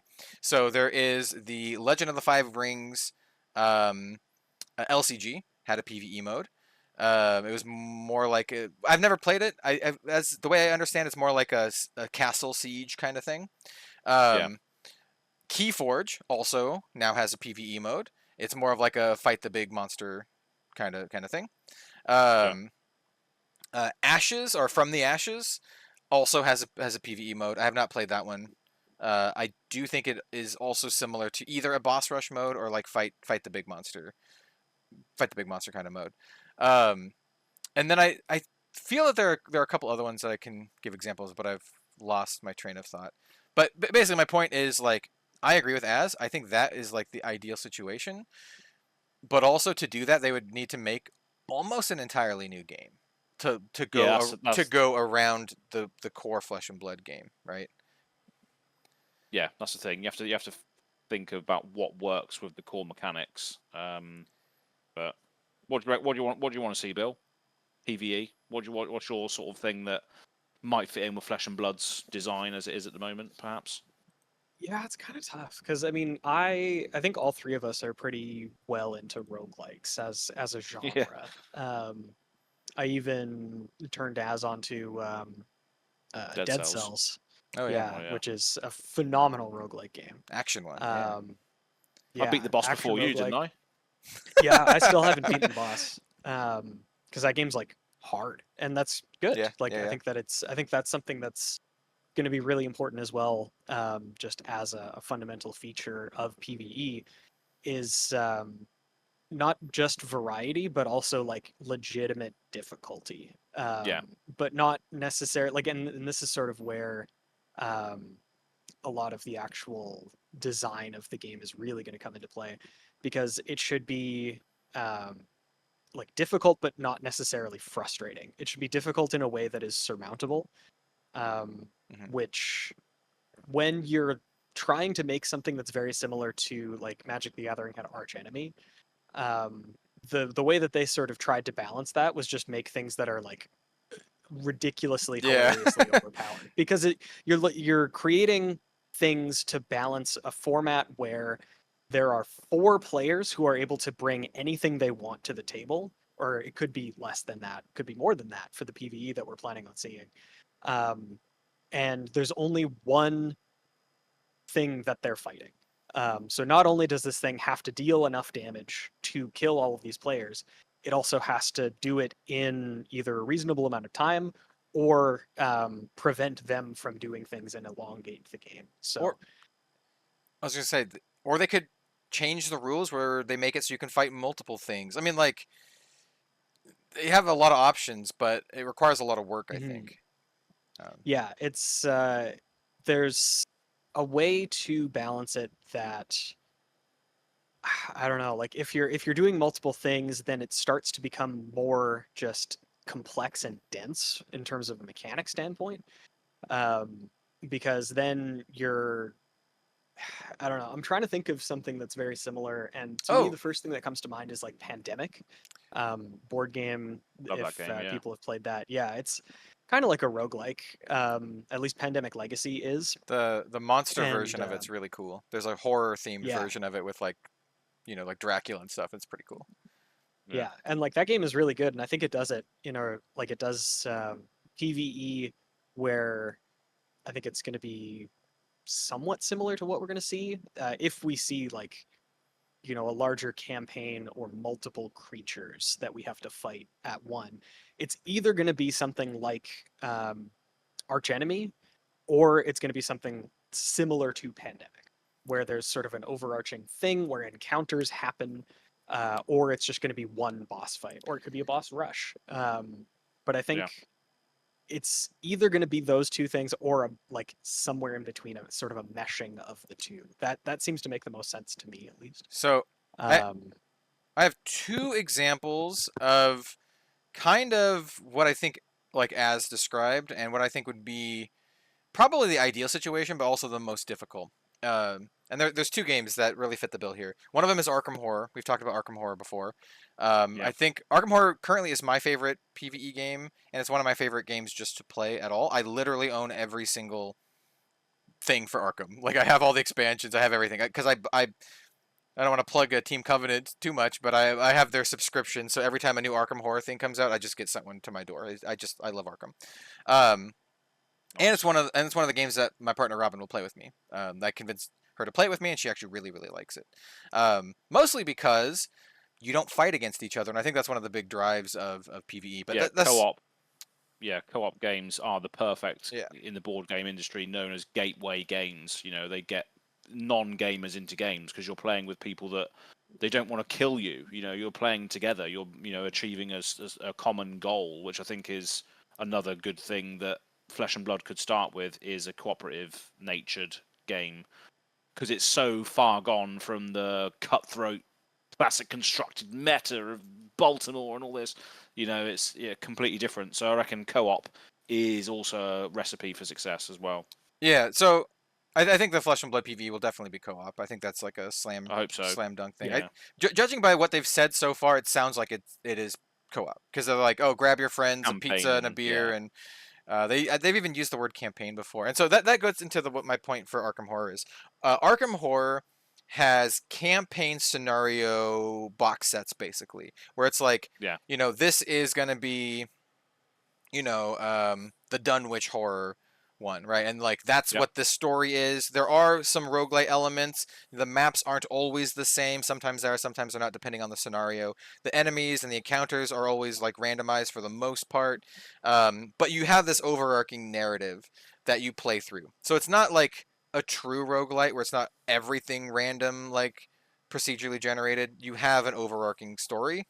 I think that's one Yeah. way they can do it, and they can incorporate the Flesh and Blood lore in a really cool way, where like, hey, maybe this is I've used this example a lot, but I think it just makes so much sense. It's like, this is the Pits PvE set, and you start out at Blackjack's Tavern, and then you take some contracts, and then like your whole PvE experience is going out and fulfilling those contracts. Maybe you have like 3 contracts plus like a big boss, right? So you have like 3 encounters plus a big boss encounter, and maybe there's like 15 different options for the small encounters and 5 different options for like the big boss or something like that, where you can play it a bunch of times and have different experiences.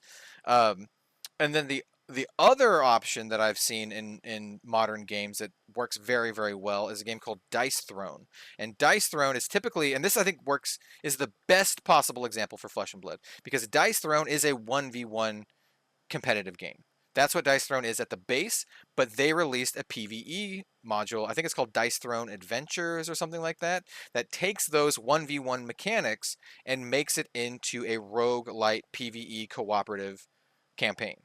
That's the closest thing that I can draw a comparison to for Flesh and Blood.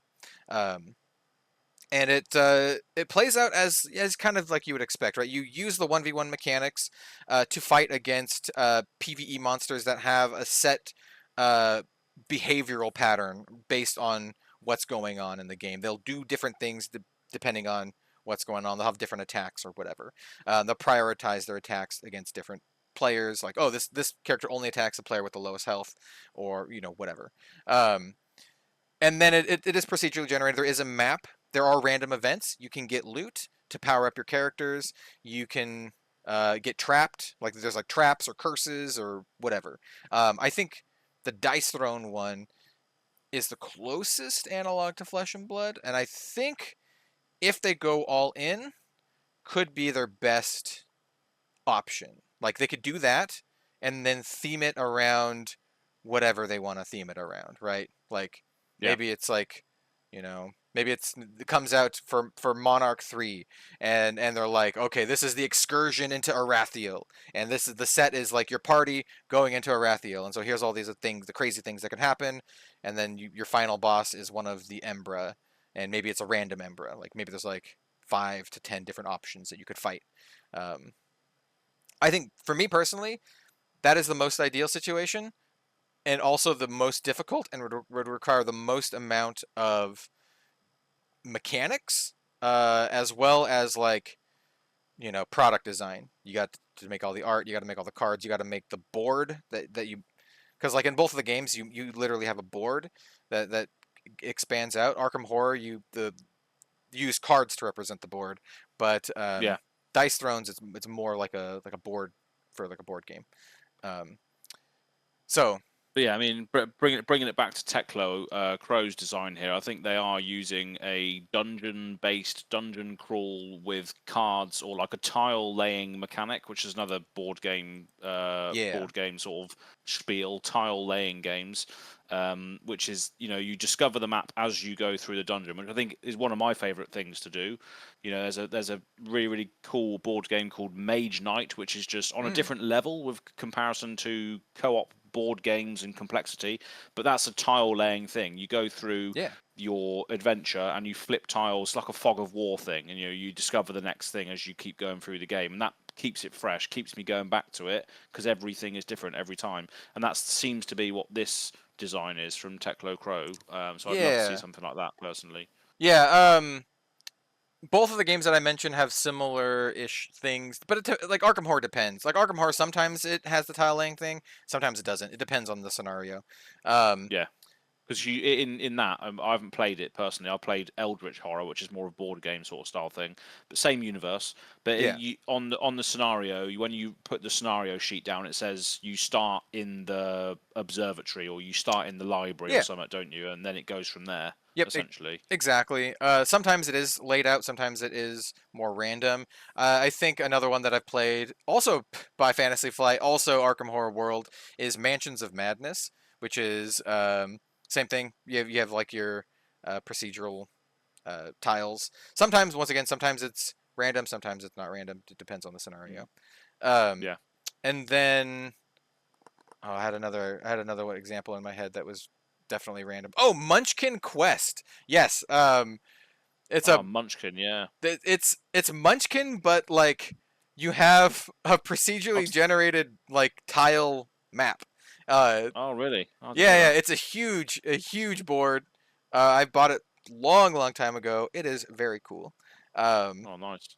Played the original. I didn't realize there was a new version of it. Dude, they have a million versions of Munchkin. Like. Yeah, but yeah, Munchkin Quest is the name of the board game. It's very cool. If you like Munchkin, if you like that kind of stuff, and you like tile placement, I think you'll dig it. Cause like, yeah. So, I think there's a lot of options that they can do, basically. But yeah, going back to this, it looks like that's what they're doing on this. So obviously you can see that, I'm not sure what image you've got up there, but you can see that there's a card, and obviously the card says there's like a little tile there with like little corridors leading to different places. So I imagine you choose which door you want to go through, and then you then pick up the next tile, and that just builds the map as you go. So, I mean, with regards to the dungeon layout of this, it doesn't really make a difference with regards to the actual mechanics, I don't think, of the game, but it just looks nice to have on there because it looks like you're actually exploring it.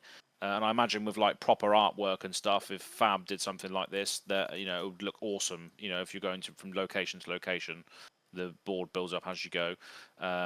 And there's another slide there as well, which says, obviously there's loads of flavor text there from Teklo Crow, so fair play for all the work you're doing on the flavor and all this good stuff.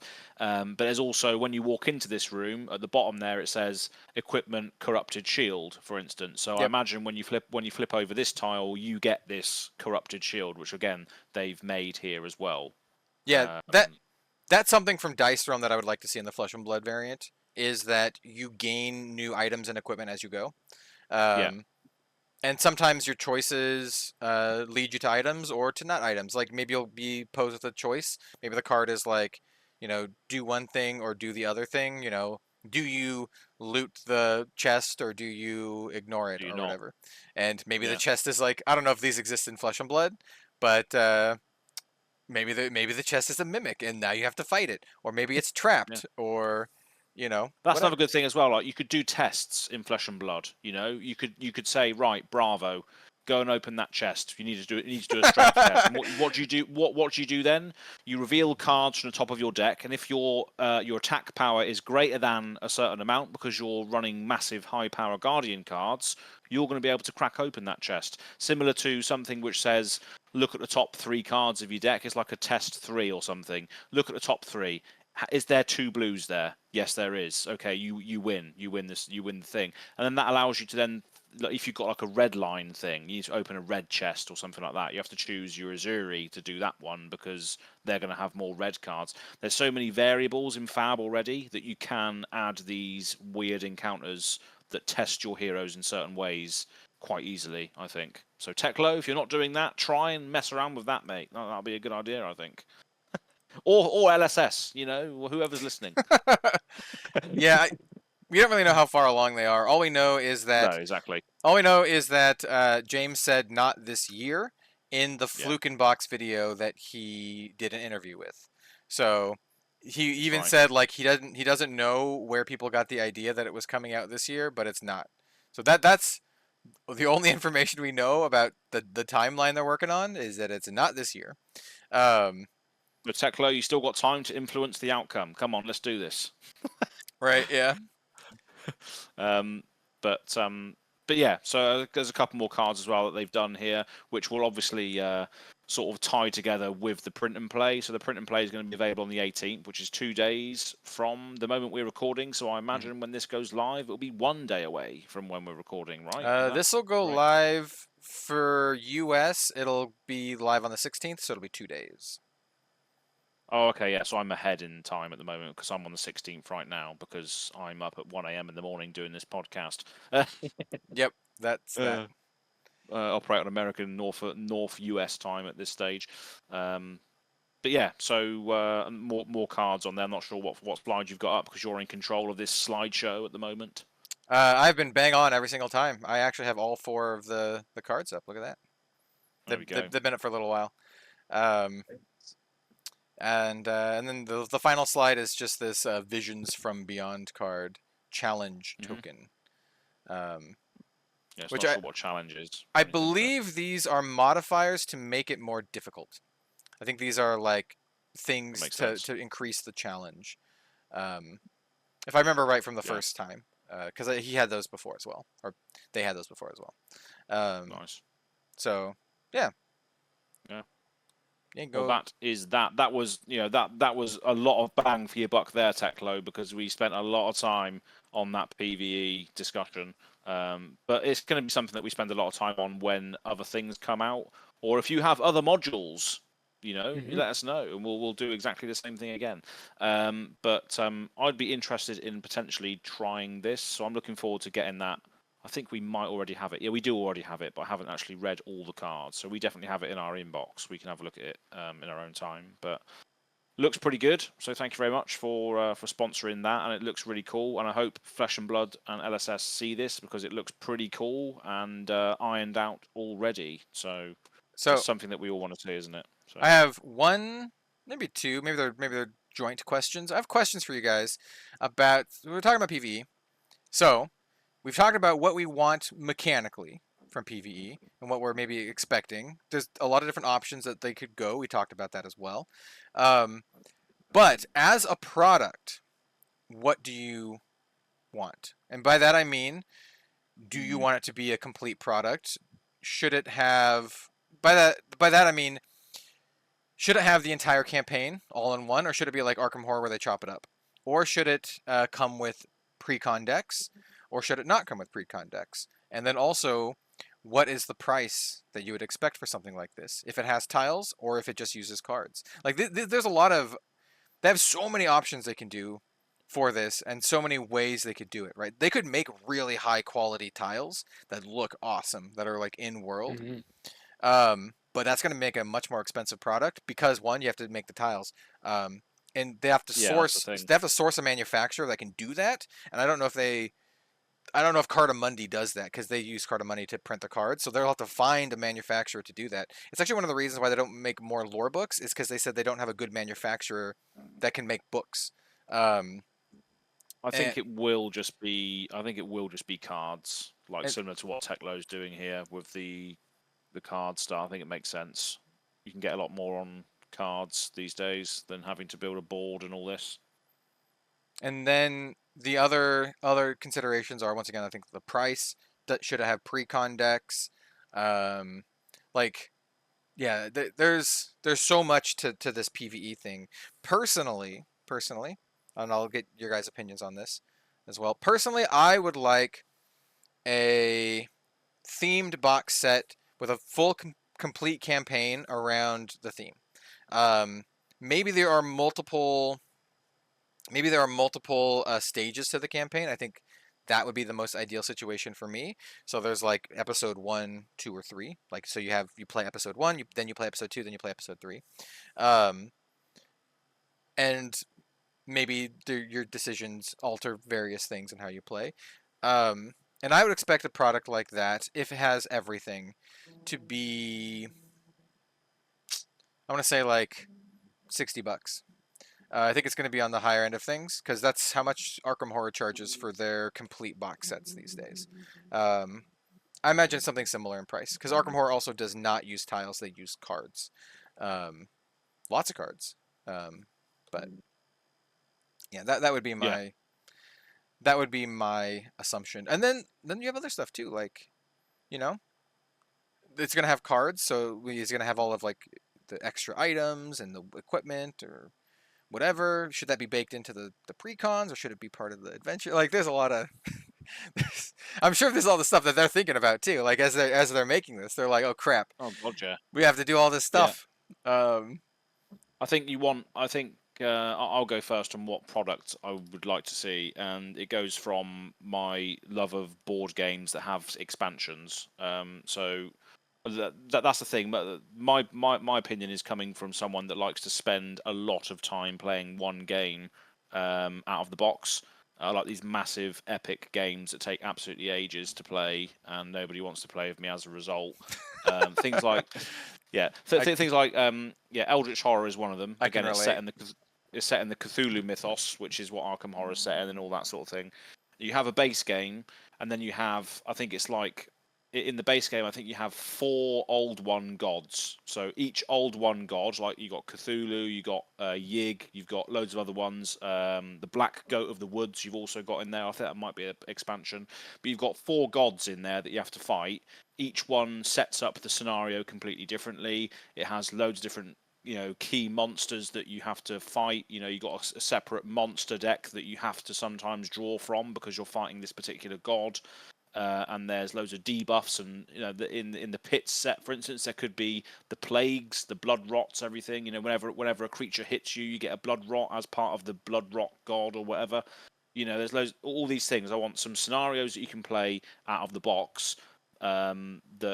It could be too ambitious, but maybe have a world map, but you play from different.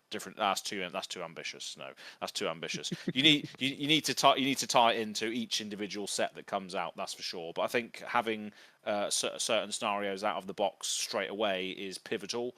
But yeah, I want to see that, and then I want to see expansions every Flesh and Blood set that comes out to then add to that experience, basically. So you want, do you want 4 new PvE releases a year then, if they're doing 4 sets a year? Potentially, yeah. Potentially. That's quite a lot, though, isn't it? Yeah. Yeah, we'll see. But yeah, my ideas and ambitions are too grandiose for this. I'm one of those people that are setting themselves up to be disappointed, Kel. That's who I am. It's one of those things. I see it from a mile away, right? I see PvE coming out and it being like pretty good, like pretty good, and everyone's like, "This isn't revolutionizing the game." I was expecting more, and I'll be like, "This is good. This is fun, though."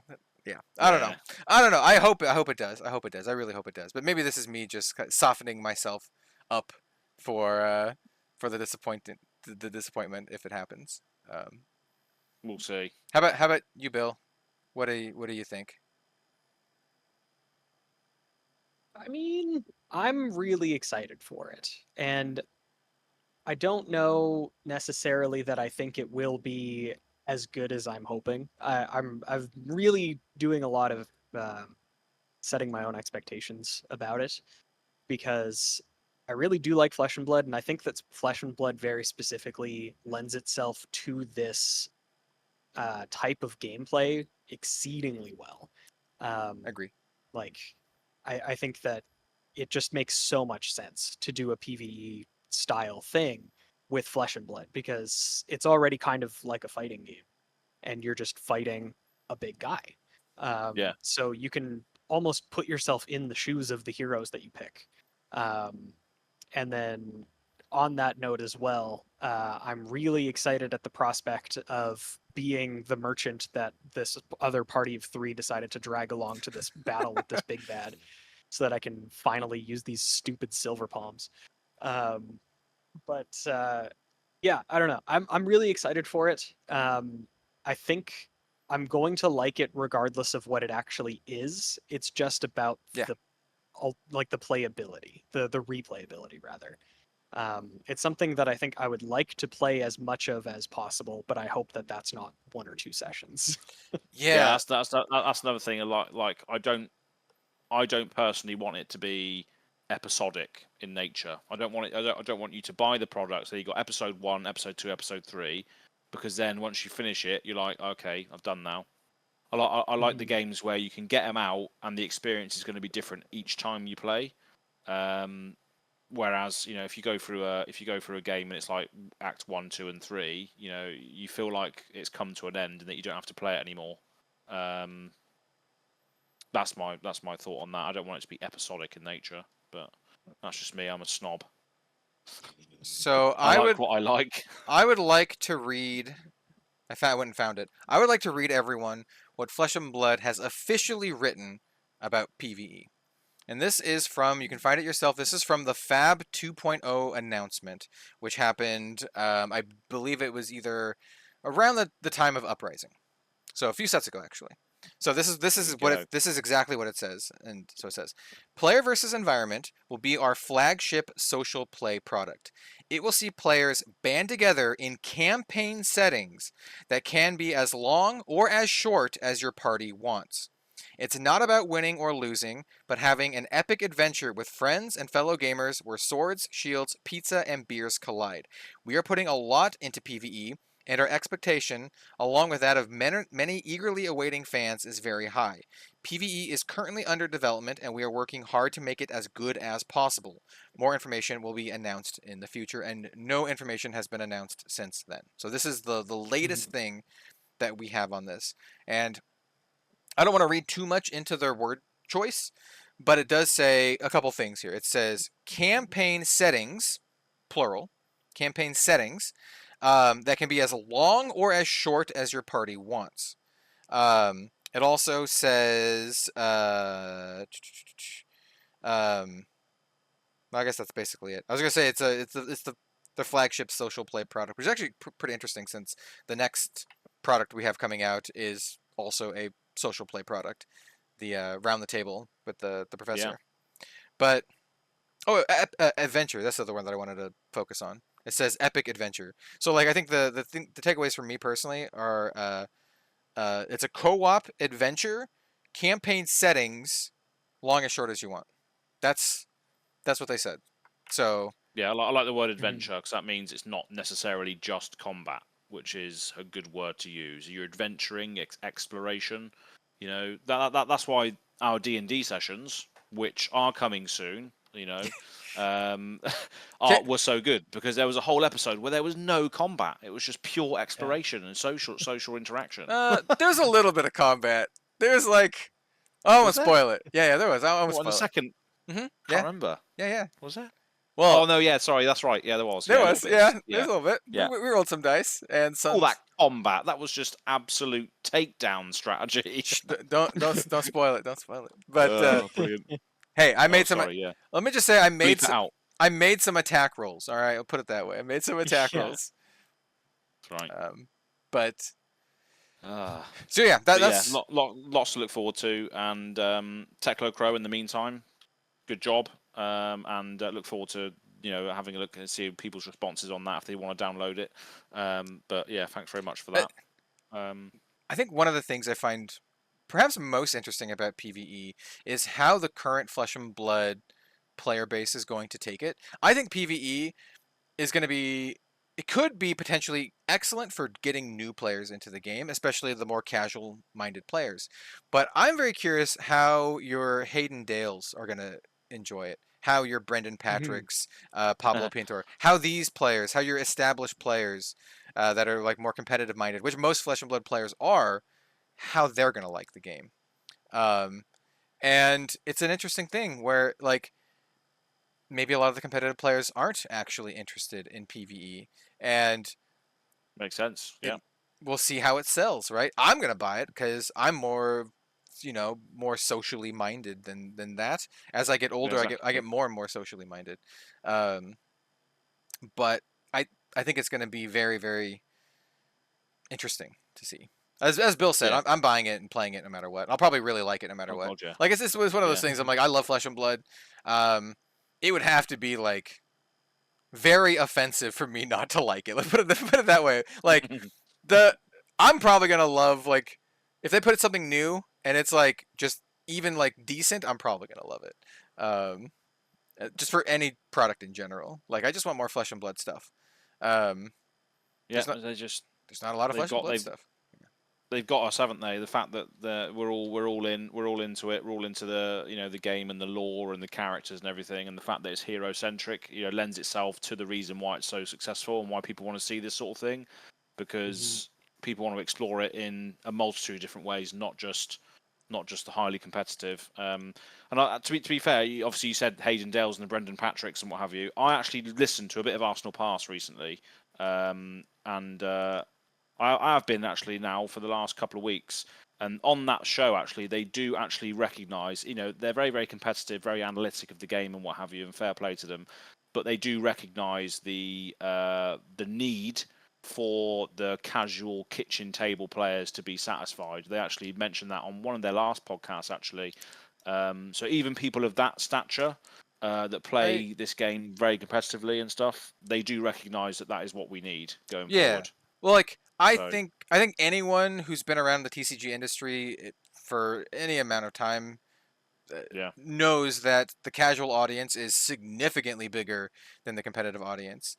I'm just curious on whether or not Flesh and Blood's existing competitive audience is going to be interested in a product like this. I think it'll definitely appeal to other folks, but I'm curious to see if these existing players are going to care at all, right? The people who play to just win top 8 prizing, like are they even going to care at all to even buy the product?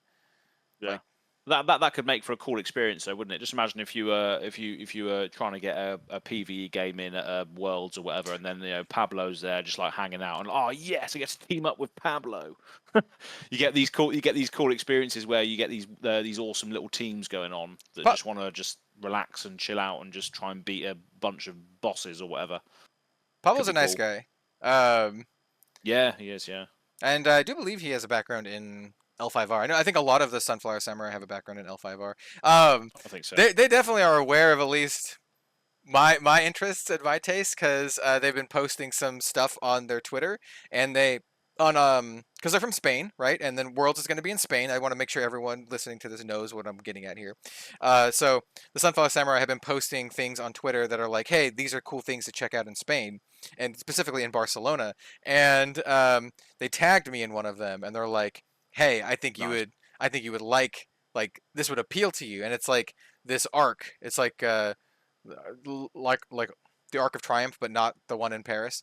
And they're like, it has all these cool like nerd centric things nearby, and they had a bunch of pictures. It's super cool. So I don't know where I'm going with this, other than it's cool. And it's a good segue, because that was one of the sort of tweets. I think this is one of the things that we're going to end on these days going forward, when there's not much news and stuff. Although we have chatted for God knows how long today, which is ridiculous. We're gonna end on these tweets, comments, and mailbags of the week, and that was one of the things I was gonna put in there, because they're just killing it every week with what to do in Barcelona. Sunflower Samurai, really sort of giving us that road to Barcelona every day. They're posting something which is cool to do or cool to eat, cool to see or whatever. So shout out to them for continuously doing that and hyping up Spain, which I can't wait to go to. Vamos, let's go. I do want to say, this is just kind of a little aside, but I've mentioned this on Twitter before. But I do want to say that I'm very appreciative of the top level players in our community that are humble and kind, like Pablo. Yeah. And I would say Michael Hamilton is very much up there as well, because I think they set a very good example for the Flesh and Blood community to folks looking inward.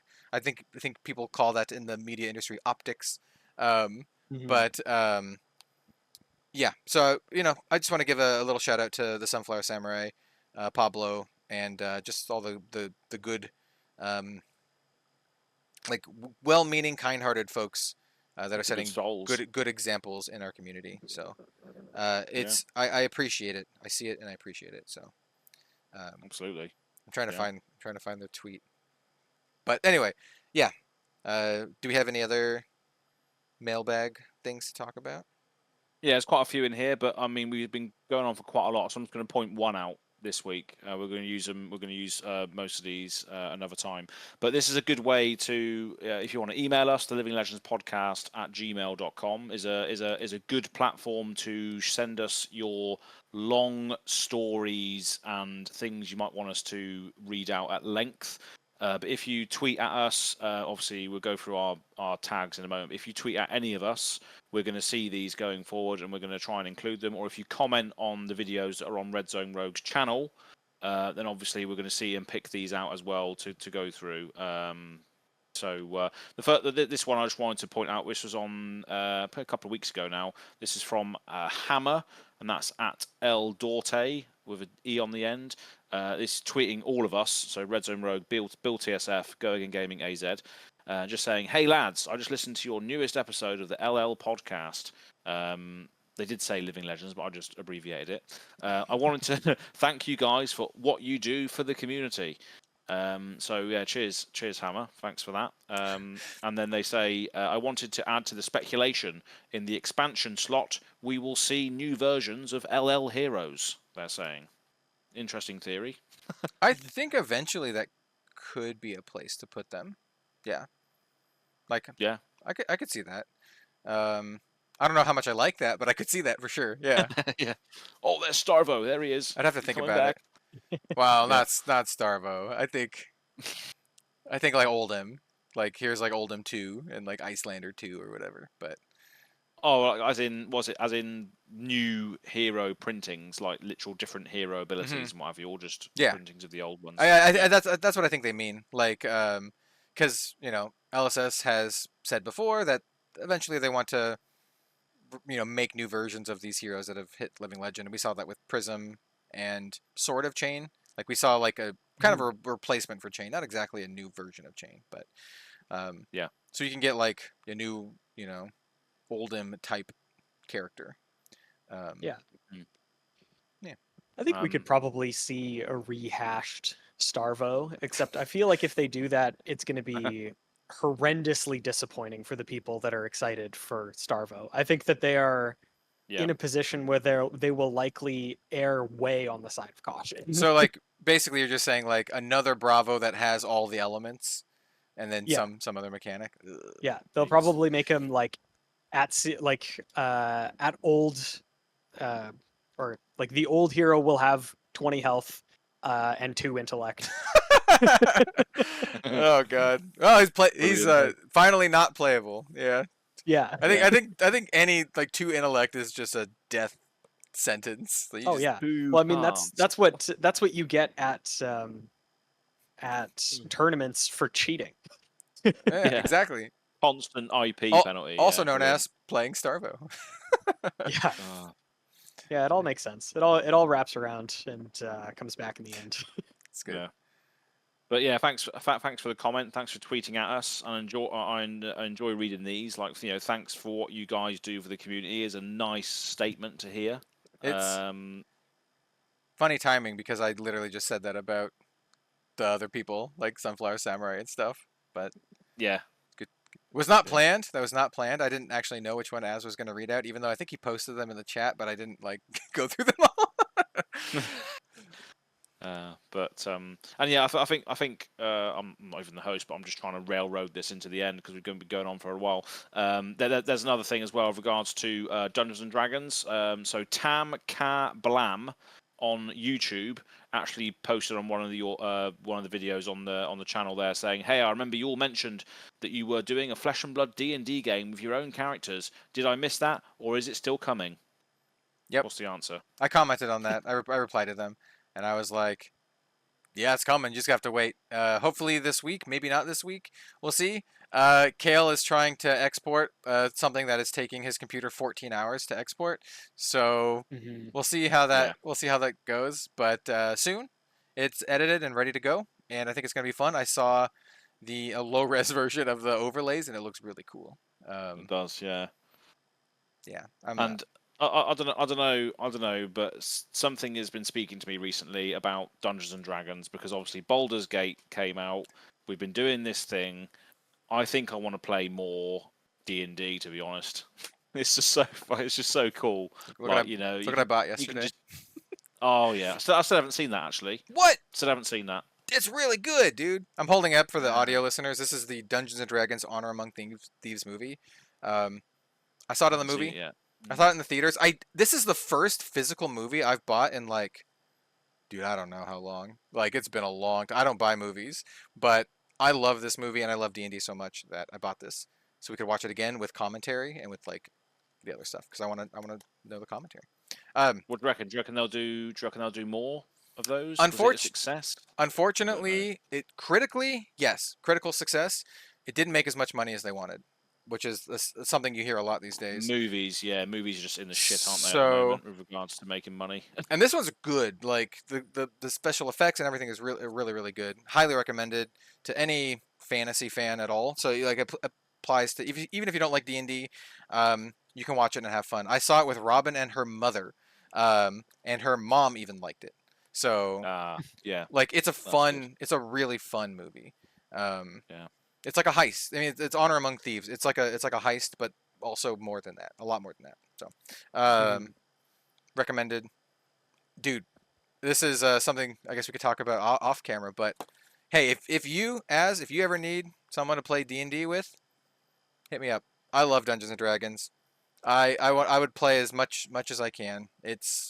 I'm a big fan. Yeah, I do really want to try and play more, because it's just I'm having so much fun with obviously you guys playing that, and then Baldur's Gate has just made me think, oh, I can make more characters, but then I don't need to play within the confines of a game. You know, that as much as fun as I'm having with Baldur's Gate, and I cannot wait to romance Shadowheart completely and utterly to the ends of the Shadowfell. Oh man. But yeah, I just want to play more where there is no confines whatsoever, and you can just build many more characters and classes out of the multitude of books that exist as well. So we'll see. There might be doing some more of that.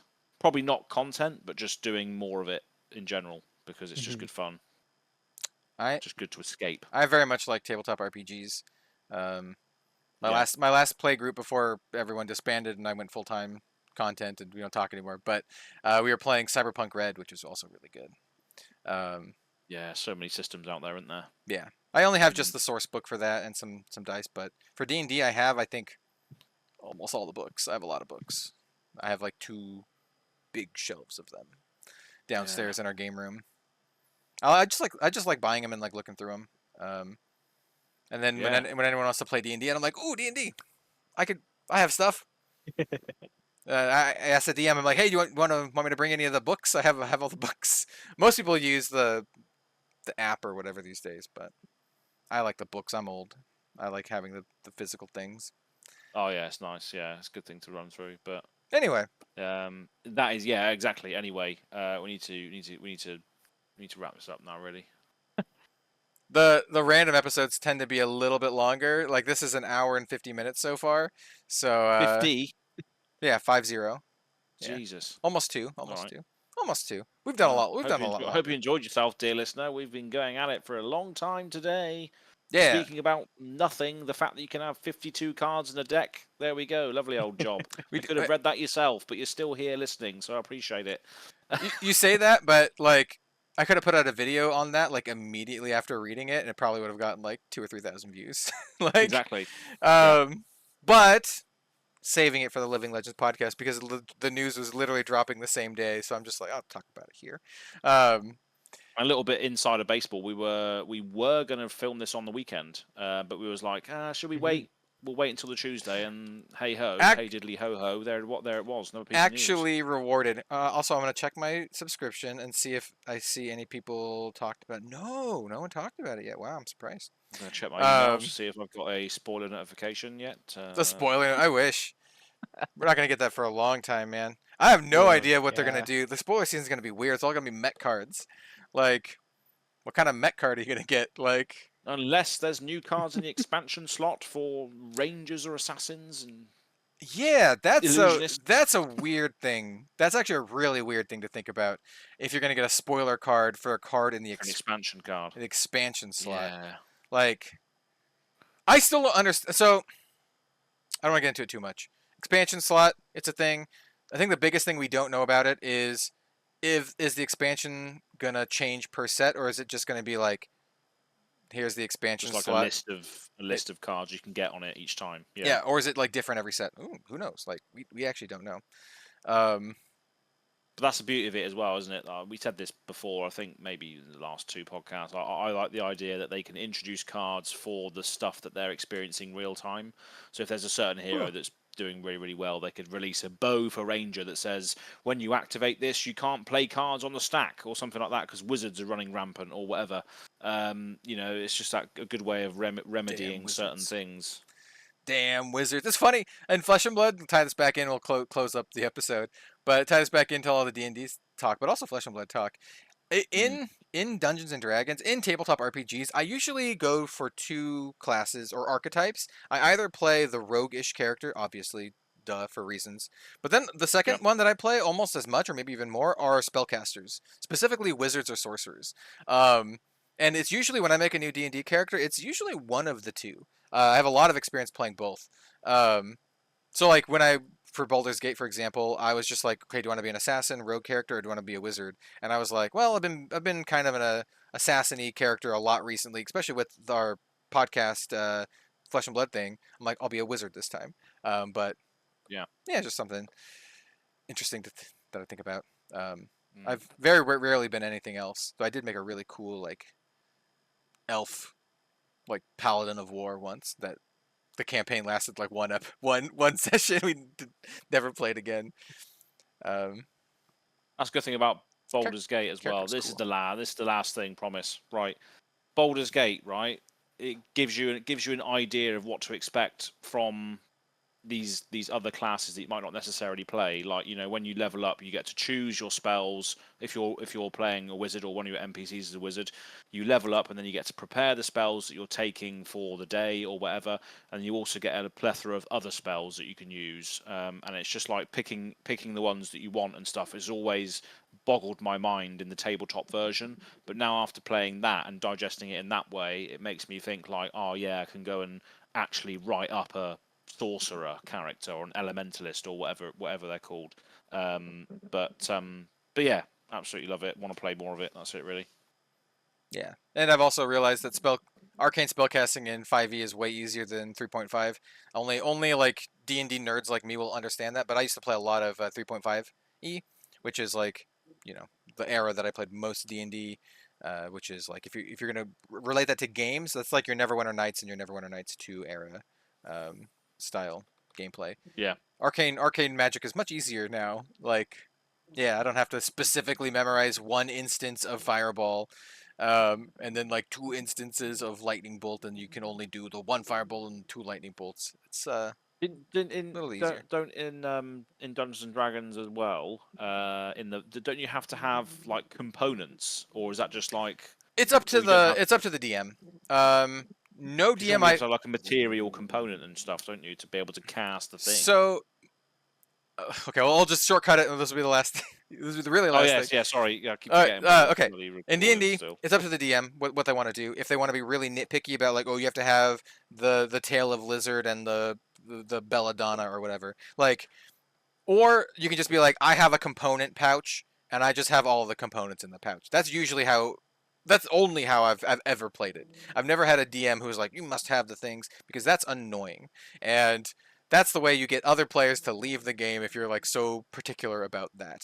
The other thing is like gold weight. Like some people are like, well, gold weighs this much, and you have to calculate how much gold you're carrying. So if you have like 3,000 gold pieces, it's actually like 60 pounds, and it's like you carrying Oh my 60 God. pounds of gold. Like, You are now over encumbered. so it's like that kind of stuff. It's a little fiddly, and a lot of people are just like, we're not going to ignore that. We're going to, for the sake of fun, we're going to ignore that crap.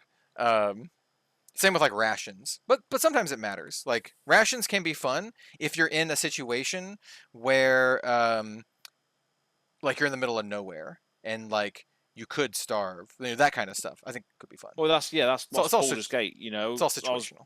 Yeah.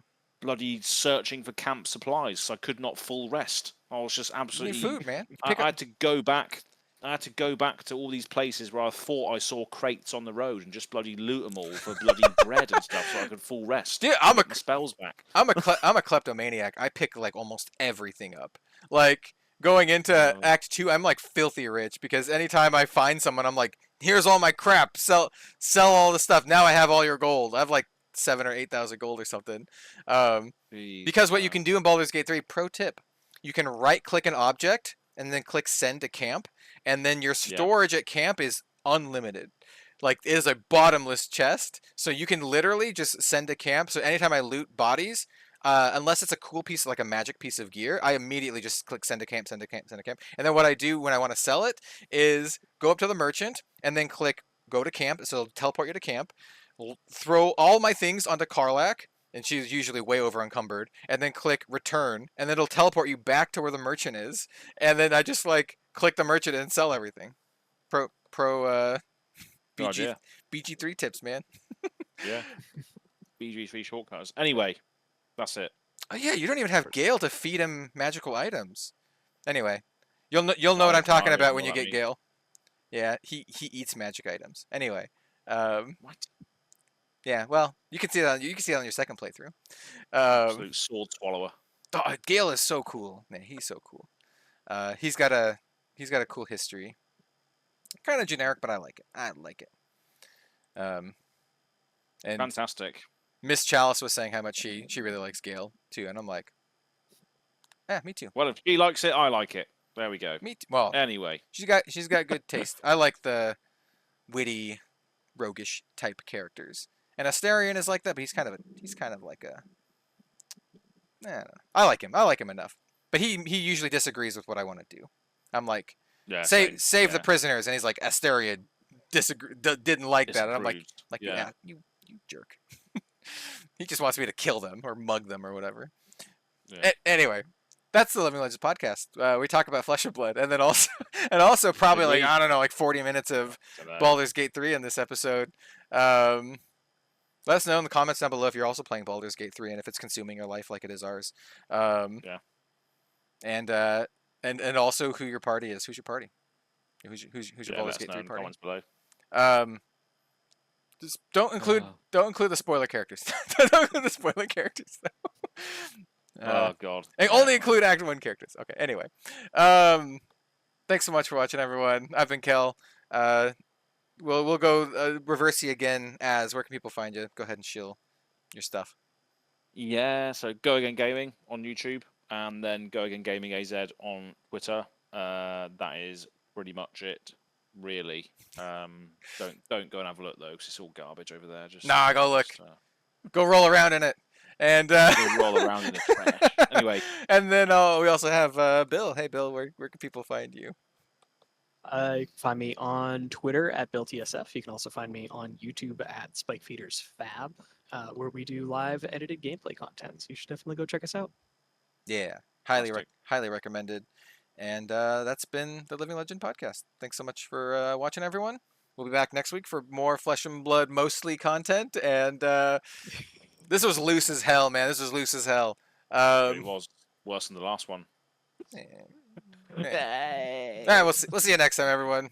Living Legends Podcast at gmail.com, and also all the socials for all the comments and tweets and your questions and all that good stuff. So yeah, keep engaging, and we'll keep reading it out.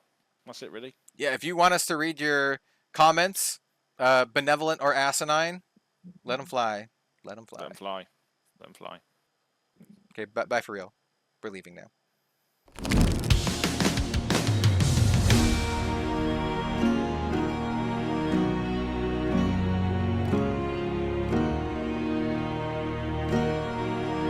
Bye.